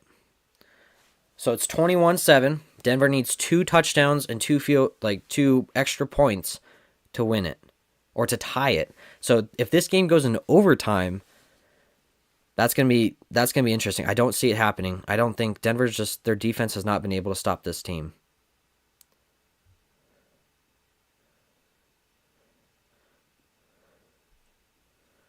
So Denver's got to get a touchdown. They have to, and I think they will. I think this drive is when they go, okay, we really need to lock in. We really need to win this game, and I think they go do it. I think Bo Nix drives down the field and gets a good stop, or gets a good score for his team, and I think from there, so Denver scores. I think Denver's defense will probably keep them to 3 points.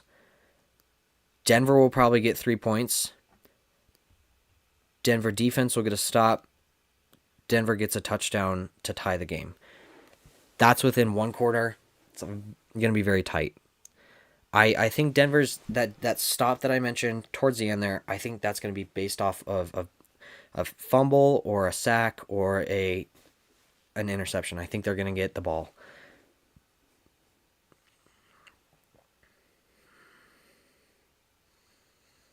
It's a great postseason though. I mean, so many great teams. It's good to see all these teams here. Some of these teams haven't been here in a while. Some of these teams are trying to continue to come back and get to the Super Bowl here. But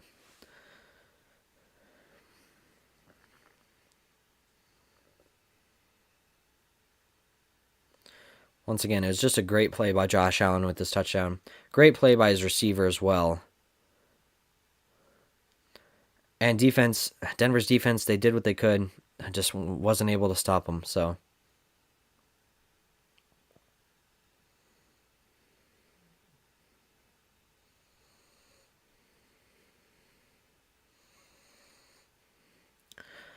Buffalo's going to kick it off. Looks a little high.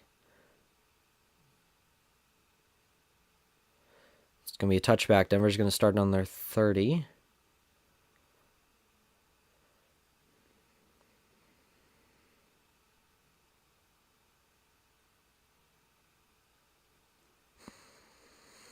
So I think here you don't really want to run the ball as Denver. I think you want to get down the field as fast as possible. You need to get good gaps with your receivers, and you need to score very, very quickly. So Denver scores, it's still a one-score game.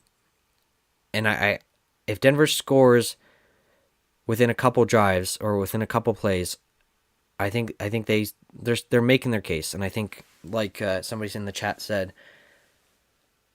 they come back in the fourth quarter.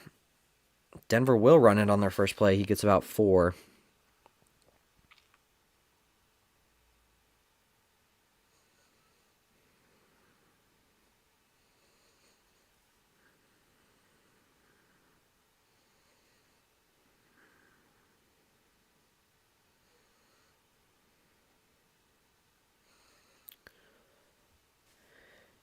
If you're just tuning in, 21-7, Bills Broncos. Bills lead the Broncos, and Broncos are on offense, driving down the field.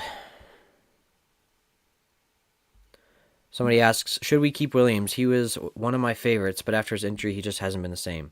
I would agree with that. I don't think he's been playing as well as he used to. His rookie season, he played incredible. I think he could be a good secondary running back, but I don't think he should be a primary. 3rd and 6, Denver's got to get this. And I think if you don't get this, I almost would go for it. If it's 4th and short, you go for it. If it's 4 and 2, 4 and even 3 maybe, you go for it. Wow. Denver has 12 minutes versus 30. There's a flag.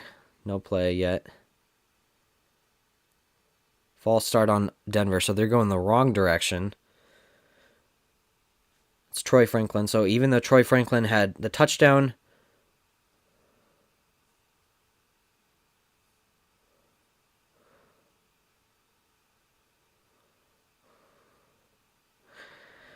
so yeah, Troy Franklin got that touchdown in the beginning, and then he had a drop pass on something that they really needed, and now he has a false start. So not a great start. It's 3rd and 11. Denver really needs to pick up the pace here. Minute 30 left in the third quarter. Bo Nix takes a snap. Deep throw. Dropped it.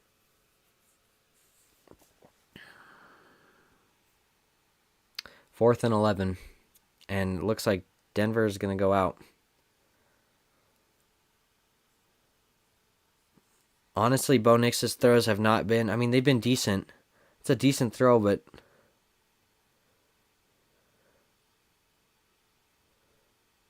DeMar Hamlin almost intercepted it. Denver's going to punt it again. And with that, I'm calling it that Denver does not win this game. Buffalo, returner. He's got some space.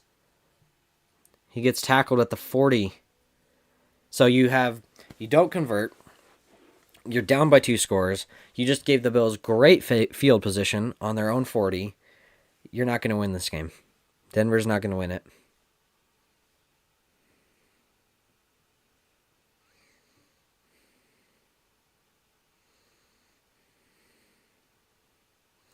Denver's probably not going to win this one, guys.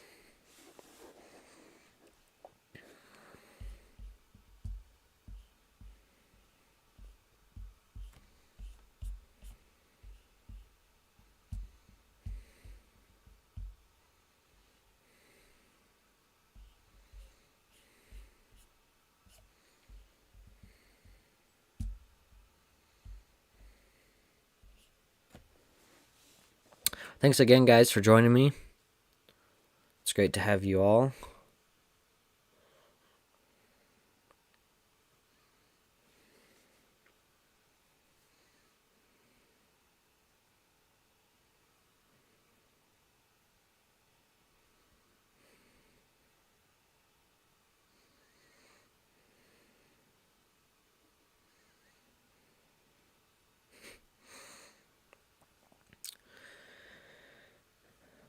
And honestly, like I said, I'm proud of the Bills and what they've been able to do this year. I really hope that they can go to the Super Bowl. I think that they have the team to do it. Um, I mean, they're playing one of the best defenses in the league, and they're up 2 scores. So, great opportunity for Josh Allen and them. Hopefully, they can go to the Super Bowl and continue this win streak into the rest of the playoffs here. As for the Broncos, if they lose this game, they just got a lot of gaps to fill, with receivers and tight ends, and they have a pretty good team, but they just got to clean it up just a little bit.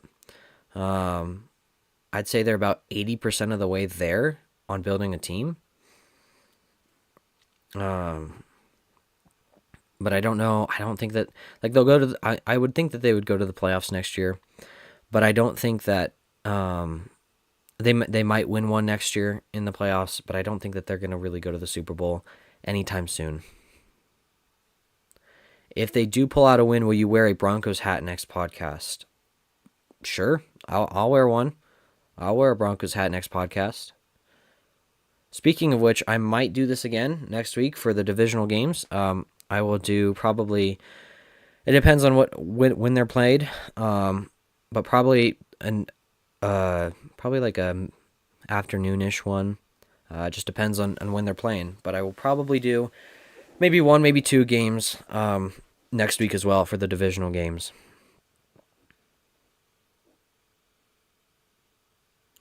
Buffalo got the ball again. Denver's going to get a stop, 1-yard run.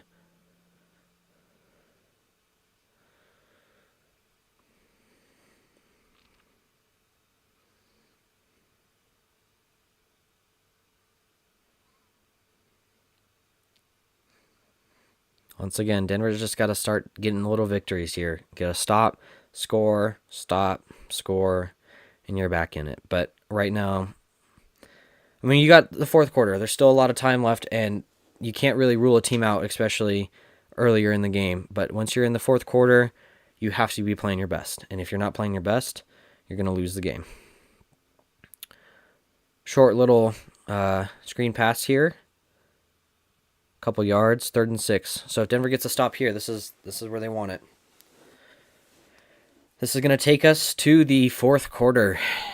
So if Denver can step it up, they can win this game, but it doesn't right now. It doesn't really look like that.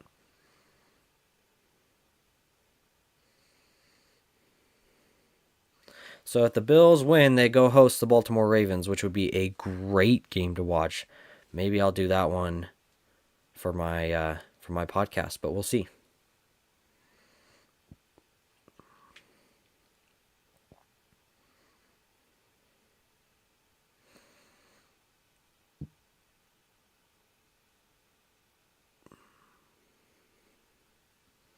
No. If Bills win, no. If Bills win, Chiefs go and play Broncos next week. No, sorry. If Bills win, it's not Chiefs Bills.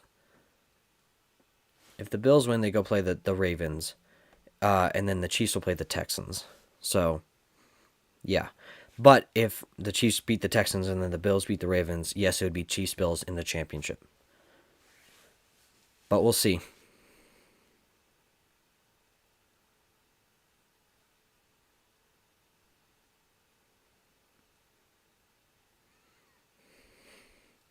Come Commercials are funny. Some are.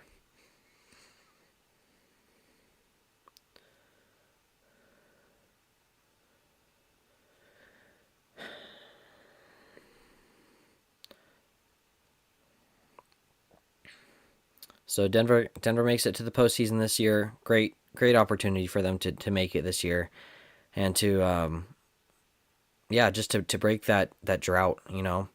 So they're back here. Hopefully they'll make it back here again next year. But you're gonna have to run into most likely the Bengals and the Dolphins too, which and maybe even the Colts. Maybe Anthony Richardson has something special in him for next year, and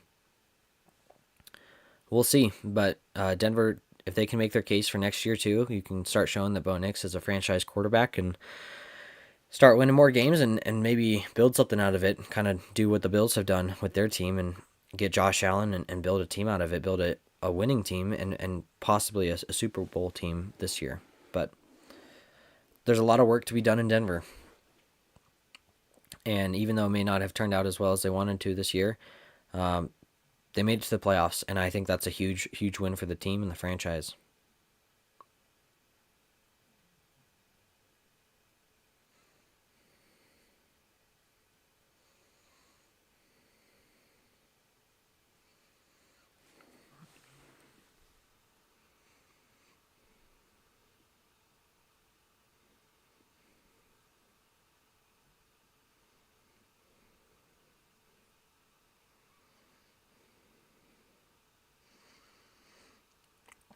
And so I think it's like 3rd and 6. Denver needs to get a stop here. If they get a stop, they got to get a touchdown, and they got to be playing better. You got 15 minutes a game. If Denver wins this, I'd be very surprised and I'd be very shocked.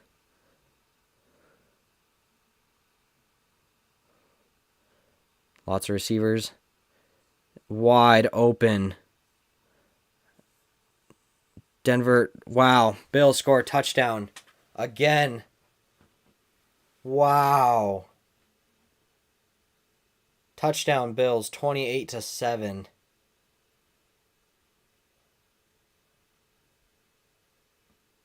Wow. Denver is not going to win this game, guys.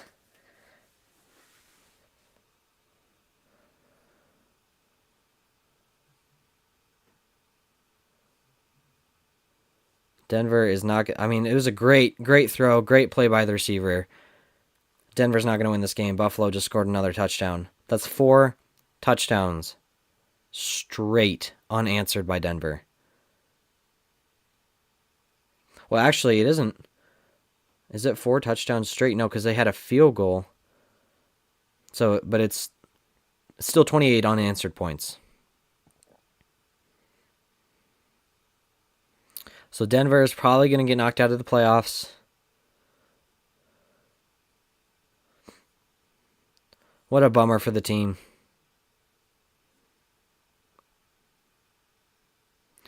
Yep, it's pretty much all but over. But, maybe you get Sean Payton and he does an onside kick or something. And if he does an onside kick, if they score a touchdown, he does an onside kick, they get another touchdown, then it's back to a one-score game. And maybe he does that within 7 minutes, half the time of the quarter. You get a stop or you get them to score 3 points. And it's back to a 2-score game. Get a touchdown, maybe get a stop. But you're running out of time at that point, and it's 4th quarter, so you don't really have a lot of opportunity there.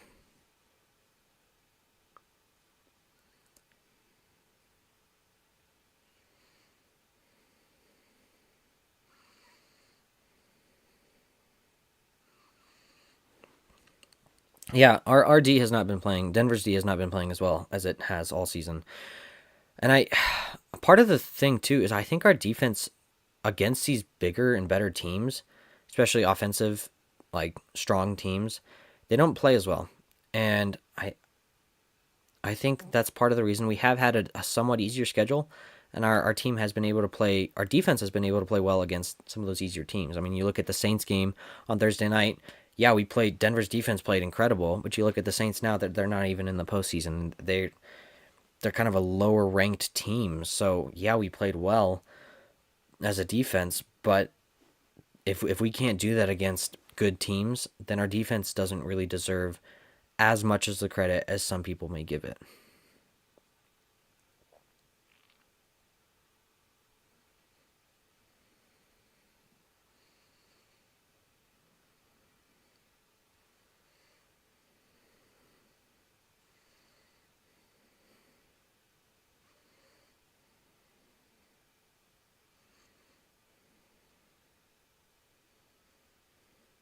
Denver's got to have a great play. They have to have something in the books, deep route, touchdown. That's what they need right now. Or they need a kickoff return or something. They need a score very quickly. They need it within, I'd say, 5 plays. If you get one within 5 plays, I'll believe you have a shot. If you don't, I don't believe that you're going to win this game. And you look at this game and you look at how Josh Allen has been able to play. He should get MVP for this season. I mean, he's what he's done with this team and how he's played for them and leading them where he is right now in the playoffs. Maybe he gets MVP. Denver's going to run it. Did not run it very good. Barely got to the 20.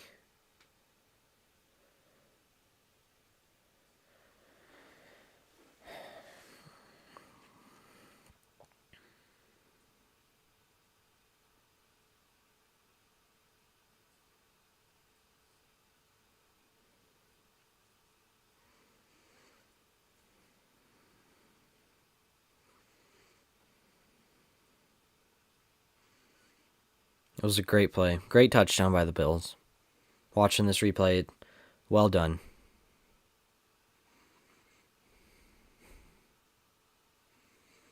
So if we're looking for AP asked in the chat, so if we're looking for defensive players in the draft or with trade, where do we need it? Probably on the defensive line. We need somebody to... Nix is going to roll out. Oh, he's going to get away. Nix is going to get a first down. Nix is going. He's down about to the 45. But back to the question, probably on the defensive line so we can stop this run game because the Bills have been able to run so well this game. We need something that can stop that better. But look at this play by Bo Nix. He was going. He could have kept going too. He had to slide, but he got a lot of yards on that. 18 yards. Another play by Bo Nix. It's a great catch. Denver is moving down the field, and this is the fourth quarter stuff that we're talking about. They pick it up in the fourth quarter. Still got 14 minutes, basically a whole quarter, and right now they're already in Bills territory.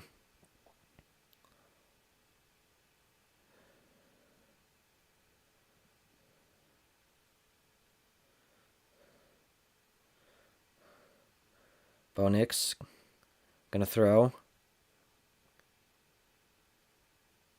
Throws to Franklin. Franklin catches. First down. That's 3 straight first downs. If only they could have done this the rest of the game, we would have been in a much better position, but we are not. So right now we need 3 touchdowns, which... It would be interesting to see if Sean Payton would go for an onside kick in this first part here. Bo Nix escapes the pocket. Going to run again. First down. That's 4 straight.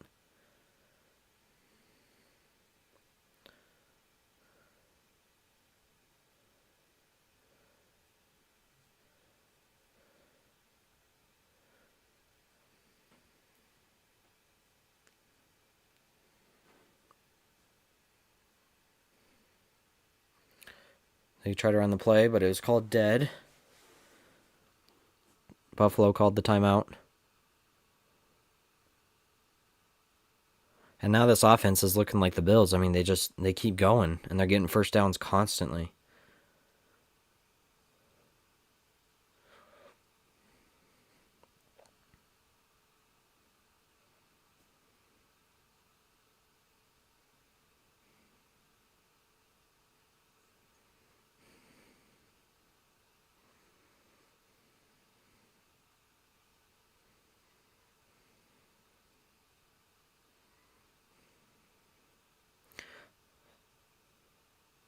So yeah, the Bills are strong in the wild card. 4-1, 1-3 in divisional, and then in the AFC Championship under Josh Allen and McDermott, they're 0-1. So in the championship. So 3 of those losses, 3 of their 5 have been to Kansas City. So like I was saying, they need to capitalize better in the playoffs, and I think that they could do that this year.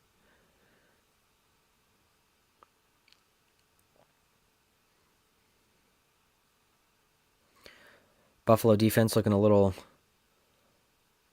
discoordinated. Mims is going to lose yards.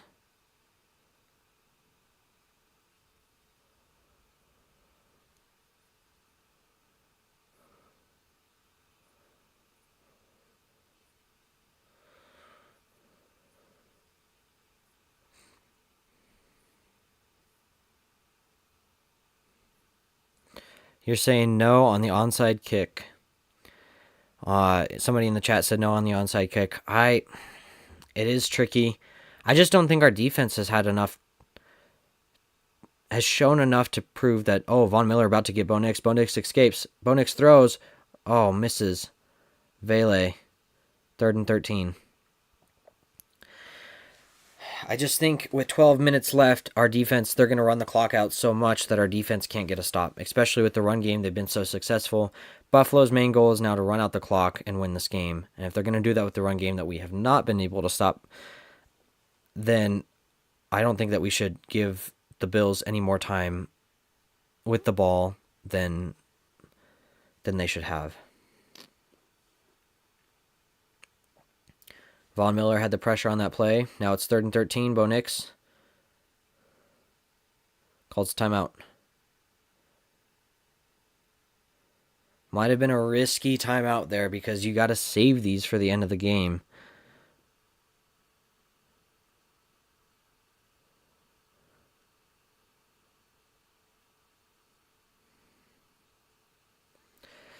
That's kind of a risky move there by Bo Nix to call that timeout. You kind of want to save those, but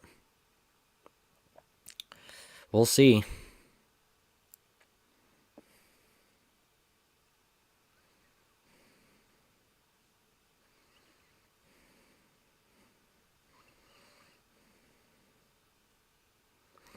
What is my opinion about Vele? Question in the chat. I actually really like him. I think he's shown a lot of potential this year. He's a rookie. So I think he's somebody that could develop for sure. I think a lot of people had a lot of hope in Troy Franklin because he played with Bo Nix in Oregon and stuff like that. I don't think Troy Franklin, he hasn't shown me enough to really prove that he should really be in the NFL. But I think Vele really is, and I think he could develop into a great player.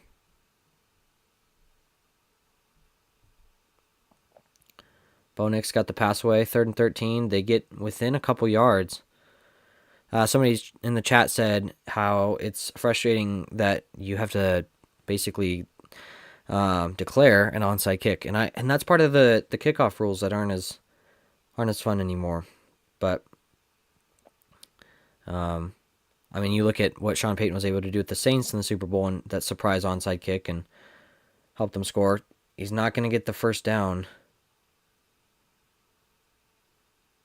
Why didn't he dive? He didn't do anything to get the first down. Denver's going to lose the ball to the Chiefs, or to the Bills.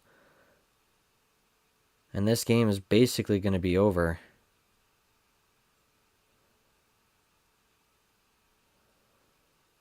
I think the running back forgot what down it was or something because he did not even really try.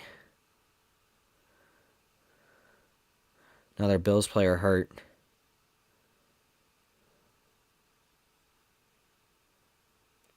And you don't want to... It's tough for this Bills team because you don't want to lose all these players to injuries in this playoff season where you need them most. But yeah, what a bummer for Denver. I mean, there's just no effort on that play to get the first down. And they're going to lose the ball to the Bills. And that's probably going to be the end of the game. Obviously, there's still time on the clock, but... Bills are going to run out that clock as much as they can, and you're going to have less and less time to get 3 scores. It's just not going to happen. Great way to start the game, 7-0. Had a little bit of hope there to go out and close it and win the game, but yeah, I just don't think it's... I think it's kind of what people expected. Like kind of a fun game, but not really going to be the Broncos' day today. So Bills are just going to come out on top, better team.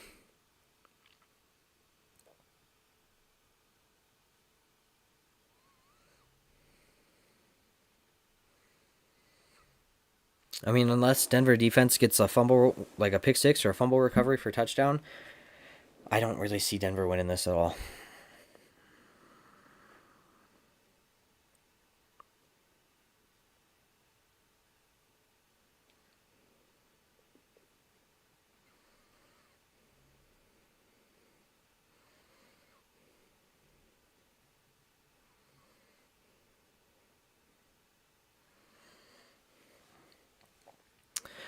I wouldn't give Josh Allen the credit though for this win today because I feel like it's he's really I mean he's thrown some great he's thrown two great touchdowns and I feel like that's his highlights of the game, but most of it has been the running game and James Cook has done a great job of running out the clock, getting yards, getting first downs for the team, and ultimately giving them the advantage that they have right now.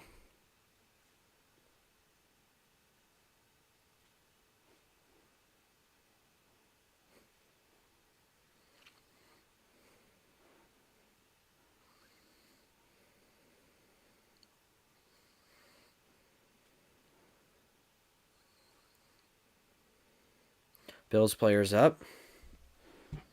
Looks like he's okay. So now the Bills are back on the field and uh yeah, Josh Allen he's only had one incompletion here this game in this second half here. So Josh Allen's going to roll out. He's got pressure. He's going to run now. Slide, gets a couple yards.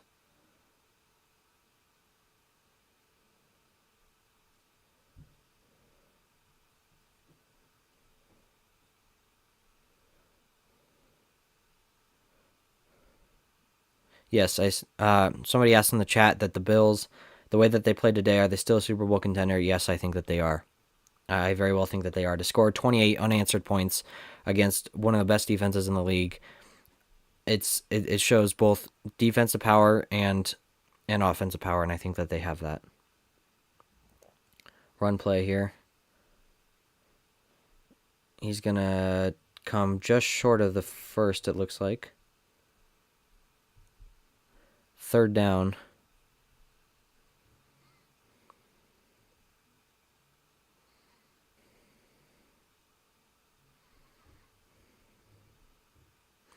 Great little run play there by Buffalo.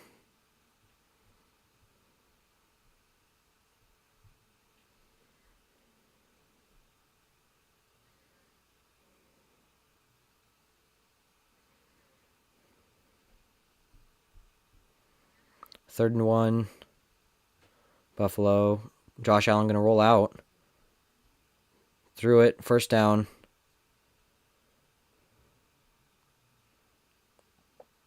Buffalo's not playing like they're trying to run out this clock. It looks like they're playing to score and really seal this game.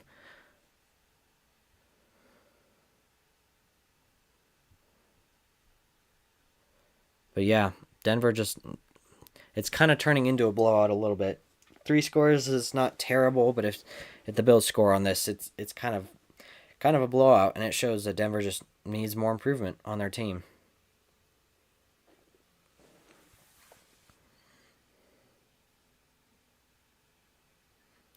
Denver gets a tackle, loss of yards.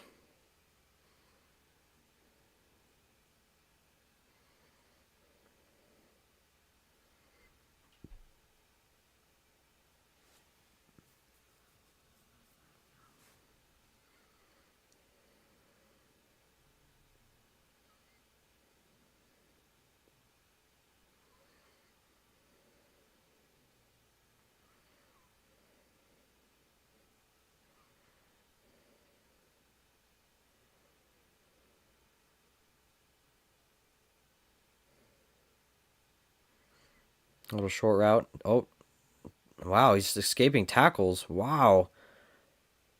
Bills get closer to the first down. It's going to be about 3rd and 4.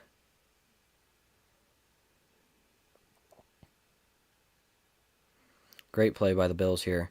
And just a poor execution by the Denver D, unable to get the tackles to get a stop here.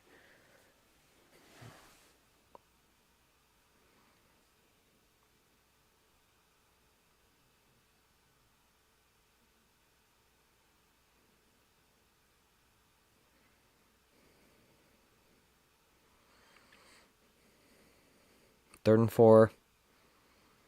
Denver's got to get a stop here. Great play by the defense. Deep ball.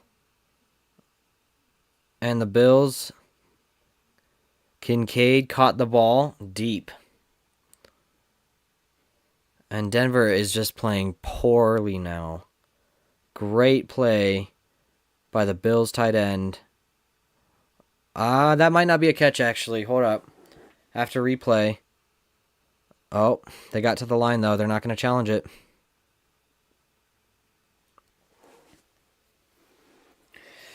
That last play was not a catch. The ball helped him catch the ball. The ground helped him catch the ball. And, yep, they should have challenged it, but Buffalo ran a play, and there's no review for that. So, somebody asked, what is your prediction for the next game? Well, for the Green Bay and Philadelphia game that I'm doing, I think it's going to be a great game. I think it's going to be pretty close. I'm not sure who's going to win it. Obviously, I'd favor towards the Eagles a little bit, but I think that Green Bay is going to put up a good fight, and especially with them being a 7th seed and beating a 2nd seed last year against the Cowboys, I think they have a chance to do it again this year, and I think that they're going to play a great game. So I want the Packers to win, but I think mainly going to be Eagles going to win this one.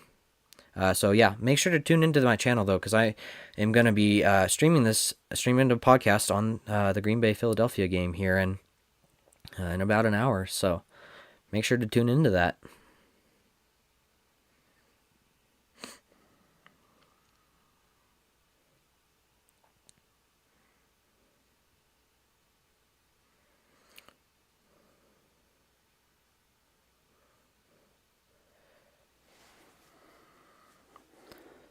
So Buffalo, deep in Denver territory.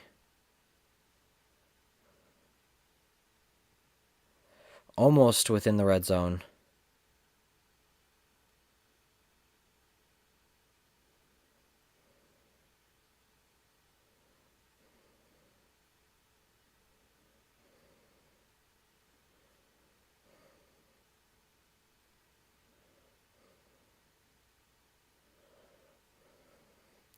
Second and 10 here.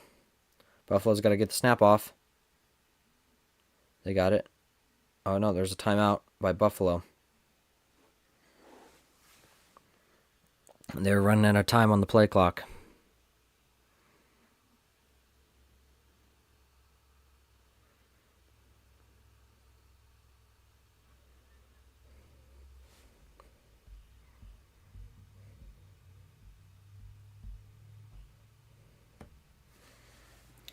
So Buffalo's going to win this, which means the Texans are going to go play Kansas City. Which, if the Texans go play Kansas City, I sure hope that they win, because you get Texans and the Bills in the championship, hopefully. And if you get either of those teams, Houston's never been in the Super Bowl, Buffalo's never won a Super Bowl. It'd be pretty unique to see them both there.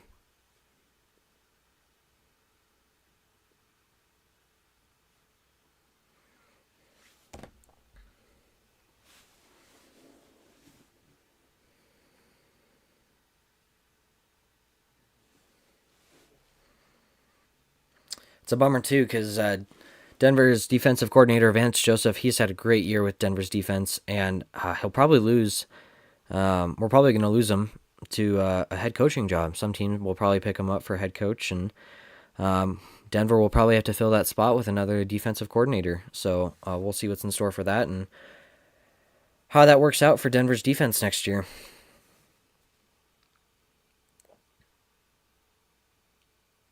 Especially, also, too, if the Commanders win, I think Jaden Daniels definitely becomes Rookie of the Year.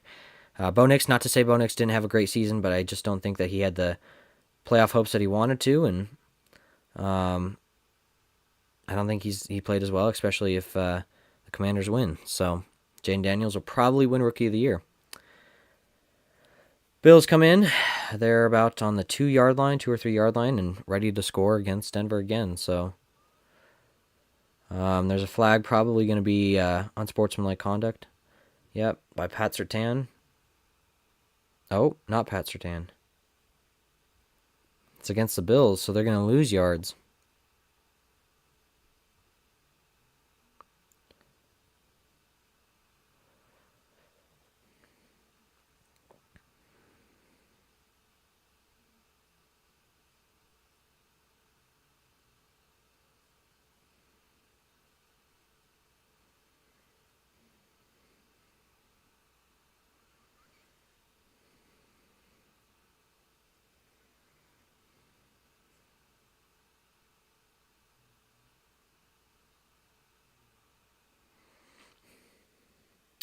So Buffalo within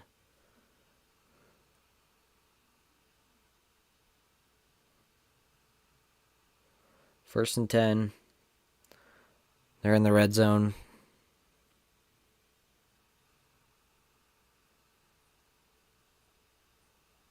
So they're close if they score here. Especially if Josh Allen throws this too and he gets a touchdown. Josh Allen did play well, and he played well enough to show that he's ready for next week with the Ravens, and he's ready to go against the previous MVP of Lamar Jackson. So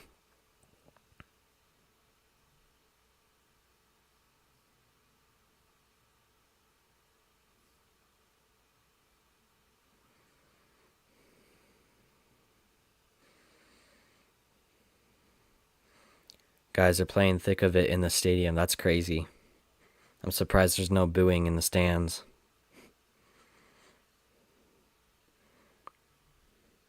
People say "Thick of It's" a bad song. I don't mind it. It's not a bad song. I think it's decent. Doesn't make too much sense, but it doesn't sound bad.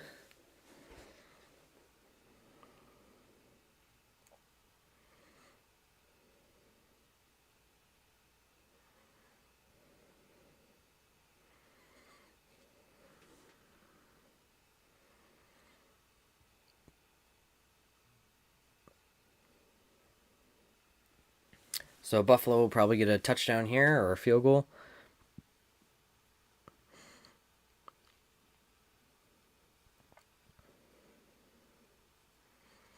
Probably going to score. There's a flag on the play. Cook got a couple yards.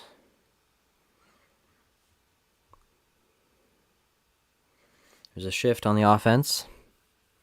So Buffalo moving in the wrong direction.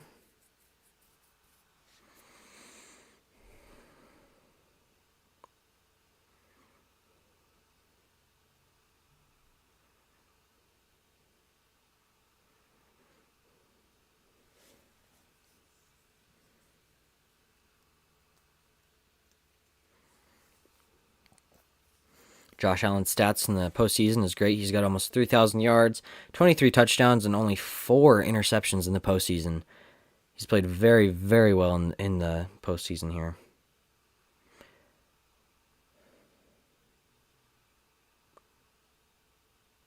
Pressure off Denver. Nobody there.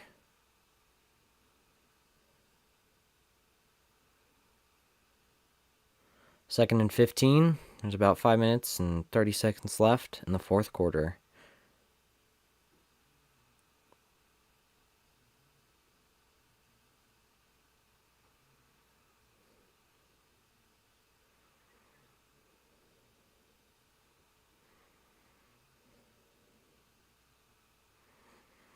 Yeah.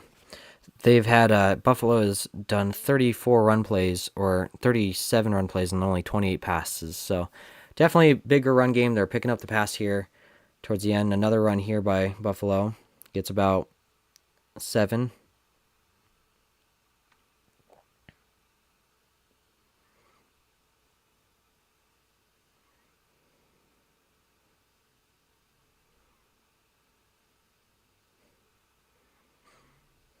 Denver called a timeout. Conserve the clock a little bit.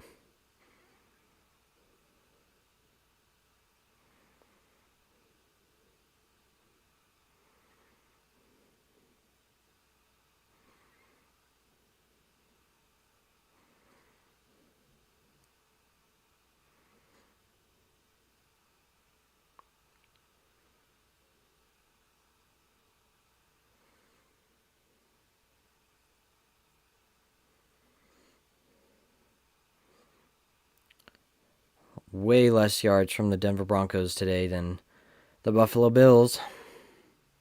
Had a lot of yards today, and that's ultimately, Lord, I mean, if you get more yards than others, then obviously you're going to win that game. So great play by Denver defensive backs. Got back there a little bit, but still get a couple yards on the play, and fourth down, and Buffalo will probably just kick a field goal here.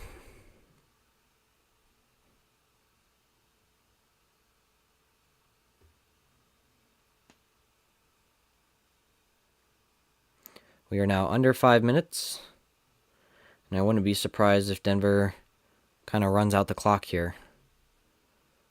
Kind of just finishes their season and heads on home and gets ready for next season.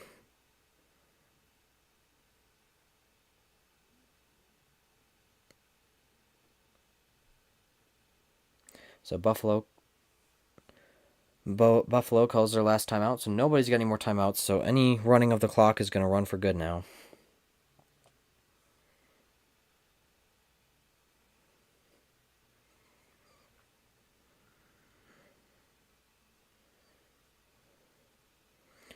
So yeah, Lamar Jackson, Josh Allen fighting for the MVP.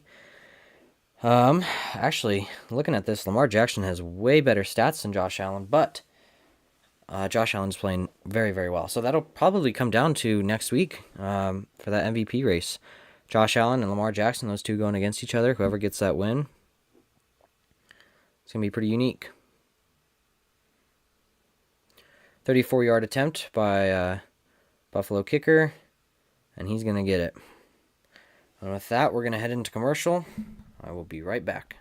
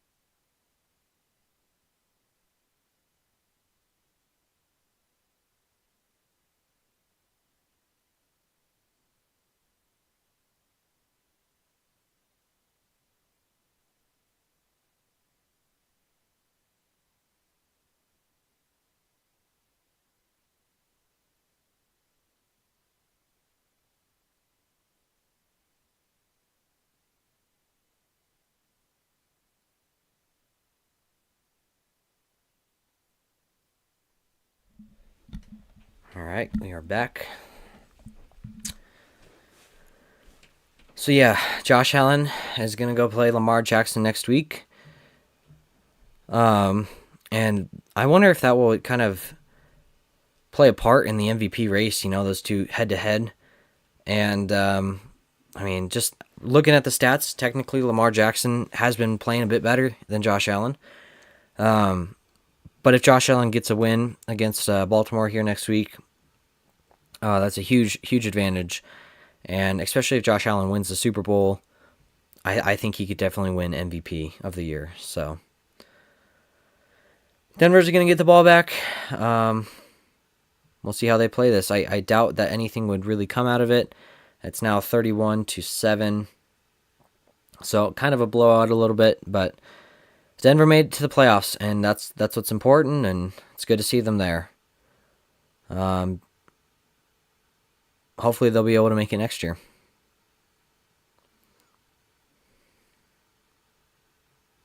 Ravens, Bills, who wins? It's going to be Bills. Ravens played well against the Steelers, but the Steelers were able to come back in the second half there, and that's kind of scary, especially being that the Steelers have not had a lot of success in these last 4 games. So, in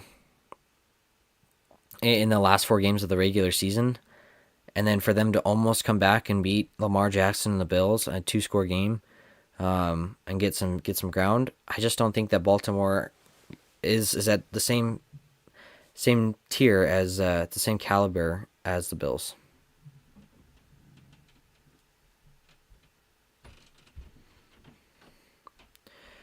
Thank you to Jared Hansen. Appreciate the support.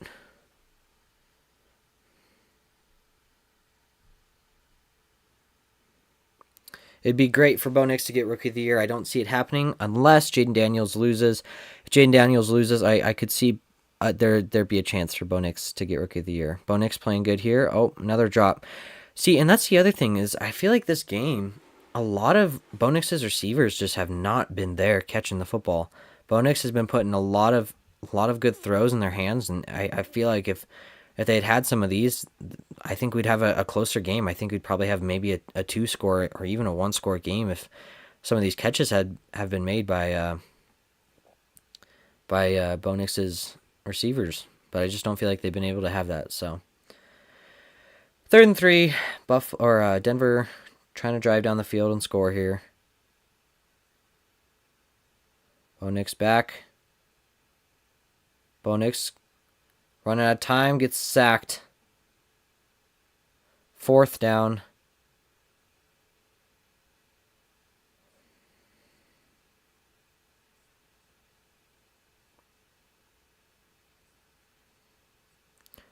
He was looking for the deep route, but he couldn't get it. He got sacked. So I think it's like 4th and probably 12.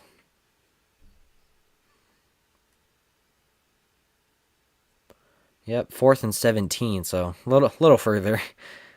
I can't even really see the first down line in the screen, but Bo Nix is going to step back, and Von Miller comes, and he's intercepted by Damar Hamlin.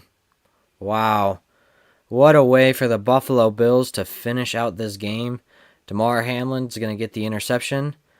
We were talking about him earlier. It's incredible to see how he's been able to come back from that cardiac arrest and play where he's at. Amazing job for Damar Hamlin. It's a tough break for Bo Nix, but Buffalo's going to move on, and they're going to move on with a great win and just run out the clock here. So great job by the Buffalo Bills and this team. Amazing job.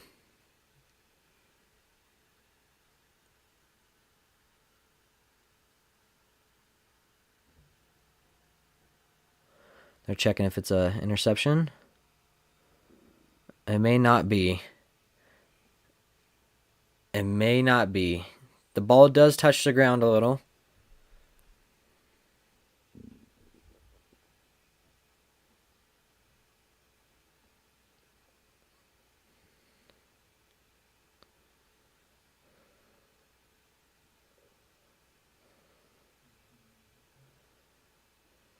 Here's the call.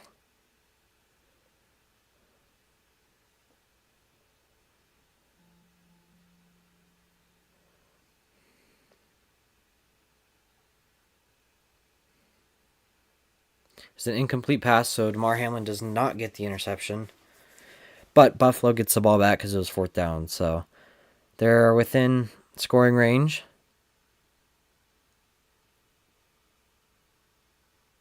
And Mitchell Trubisky is going to come out and finish this game. Keep Josh Allen safe and healthy for Baltimore coming up.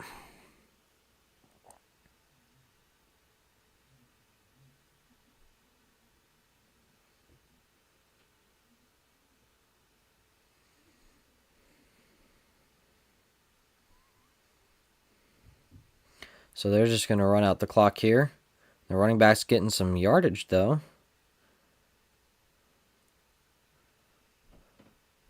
Everybody's going to take their time, just kind of roll this clock out and finish the game out.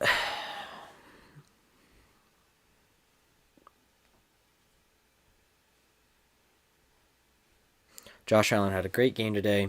Great percentage. He only missed 6 passes. He had 272 yards and 2 touchdowns and no interceptions. So great job by Josh Allen. And once again, he's just putting his numbers in for that MVP race. Buffalo's going to run it again. Oh, and he's still free. And he got a first down.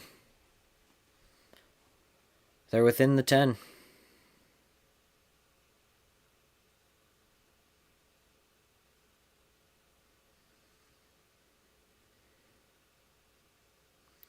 The game is going to be over here. It's going to be the 2-minute warning, and then it's going to get closed out. They're going to probably just kneel it and send this game in the books. Put it in the books here.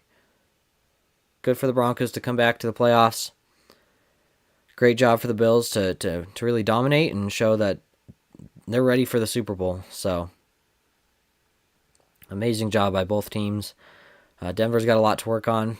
They're probably going to look back at this game and see some stuff that they really need to fill with position and as they get ready for this the draft and preseason and all that stuff. So they got a lot to look at and to work on. Buffalo looks forward to playing the Ravens next week. It looks like I think it'll be at Buffalo, so that's going to be good.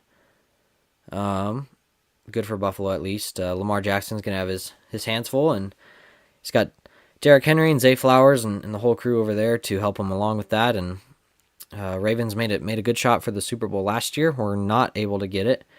They're definitely making their case this year as well. So you got some good teams coming in here to this divisional round. You got so far the Chiefs and the Texans, and then you have the Ravens and the Bills on the AFC side.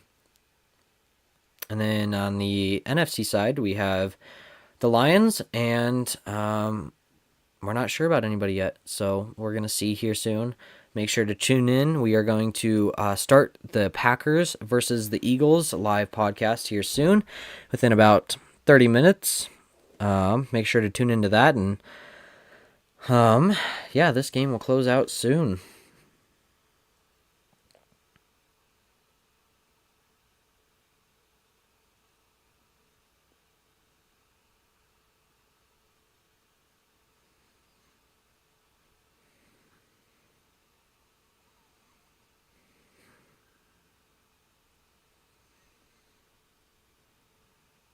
It's pretty cool that they're adding flag football into the Olympics. I think that's going to be pretty cool. It's going to be interesting to see who they choose as players for the U.S. team. I could definitely see Jalen Hurts or Joe Burrow or one of those guys as quarterback, and maybe even Josh Allen and his team. And if you want to have if you were to choose a player from defense, I think you'd probably get Pat Surtain on defense there. Yeah, it's just going to be interesting to see that.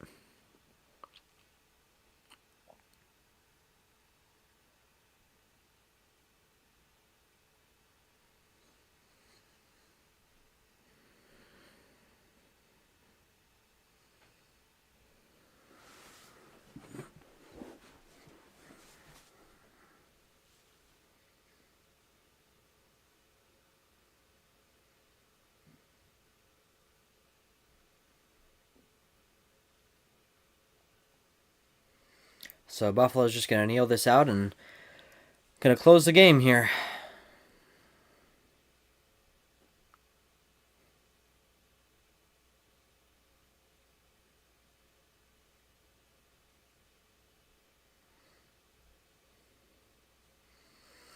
Sean Payton's going to get another loss in the postseason. He's going to be now 0-9 when trailing at half, but hopefully he can fix that next year. Somebody asked, will they choose NFL players for flag football? I could very well see it. And I think a lot of NFL players are excited, and a lot of them have said, hey, I want to play in the the Olympics and stuff. So I think it's very probable. I don't really see how you could get somebody else in there. But yeah, there's definitely people, professional flag football players, all that stuff, who could definitely join the team as well. So we got a good divisional rounds over here in the AFC. We got Kansas City versus Houston and Baltimore versus Buffalo. And yeah, maybe I'll live stream a podcast on one of those games. Thank you, AP. Appreciate the support.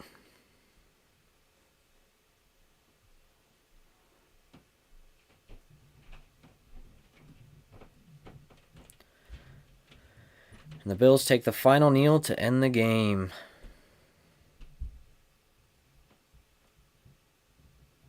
It's going to be a great game next week. 2 MVPs. Von Miller, Sean Payton give a little exchange. Great to see Von Miller. Bo Nix, Josh Allen, the coaches. I hope Von Miller goes all the way to the Super Bowl and gets another ring. He really deserves it. One day he'll be a Hall of Famer, I believe it. So great for him. Well, thank you guys so much for watching this. I really appreciate the support.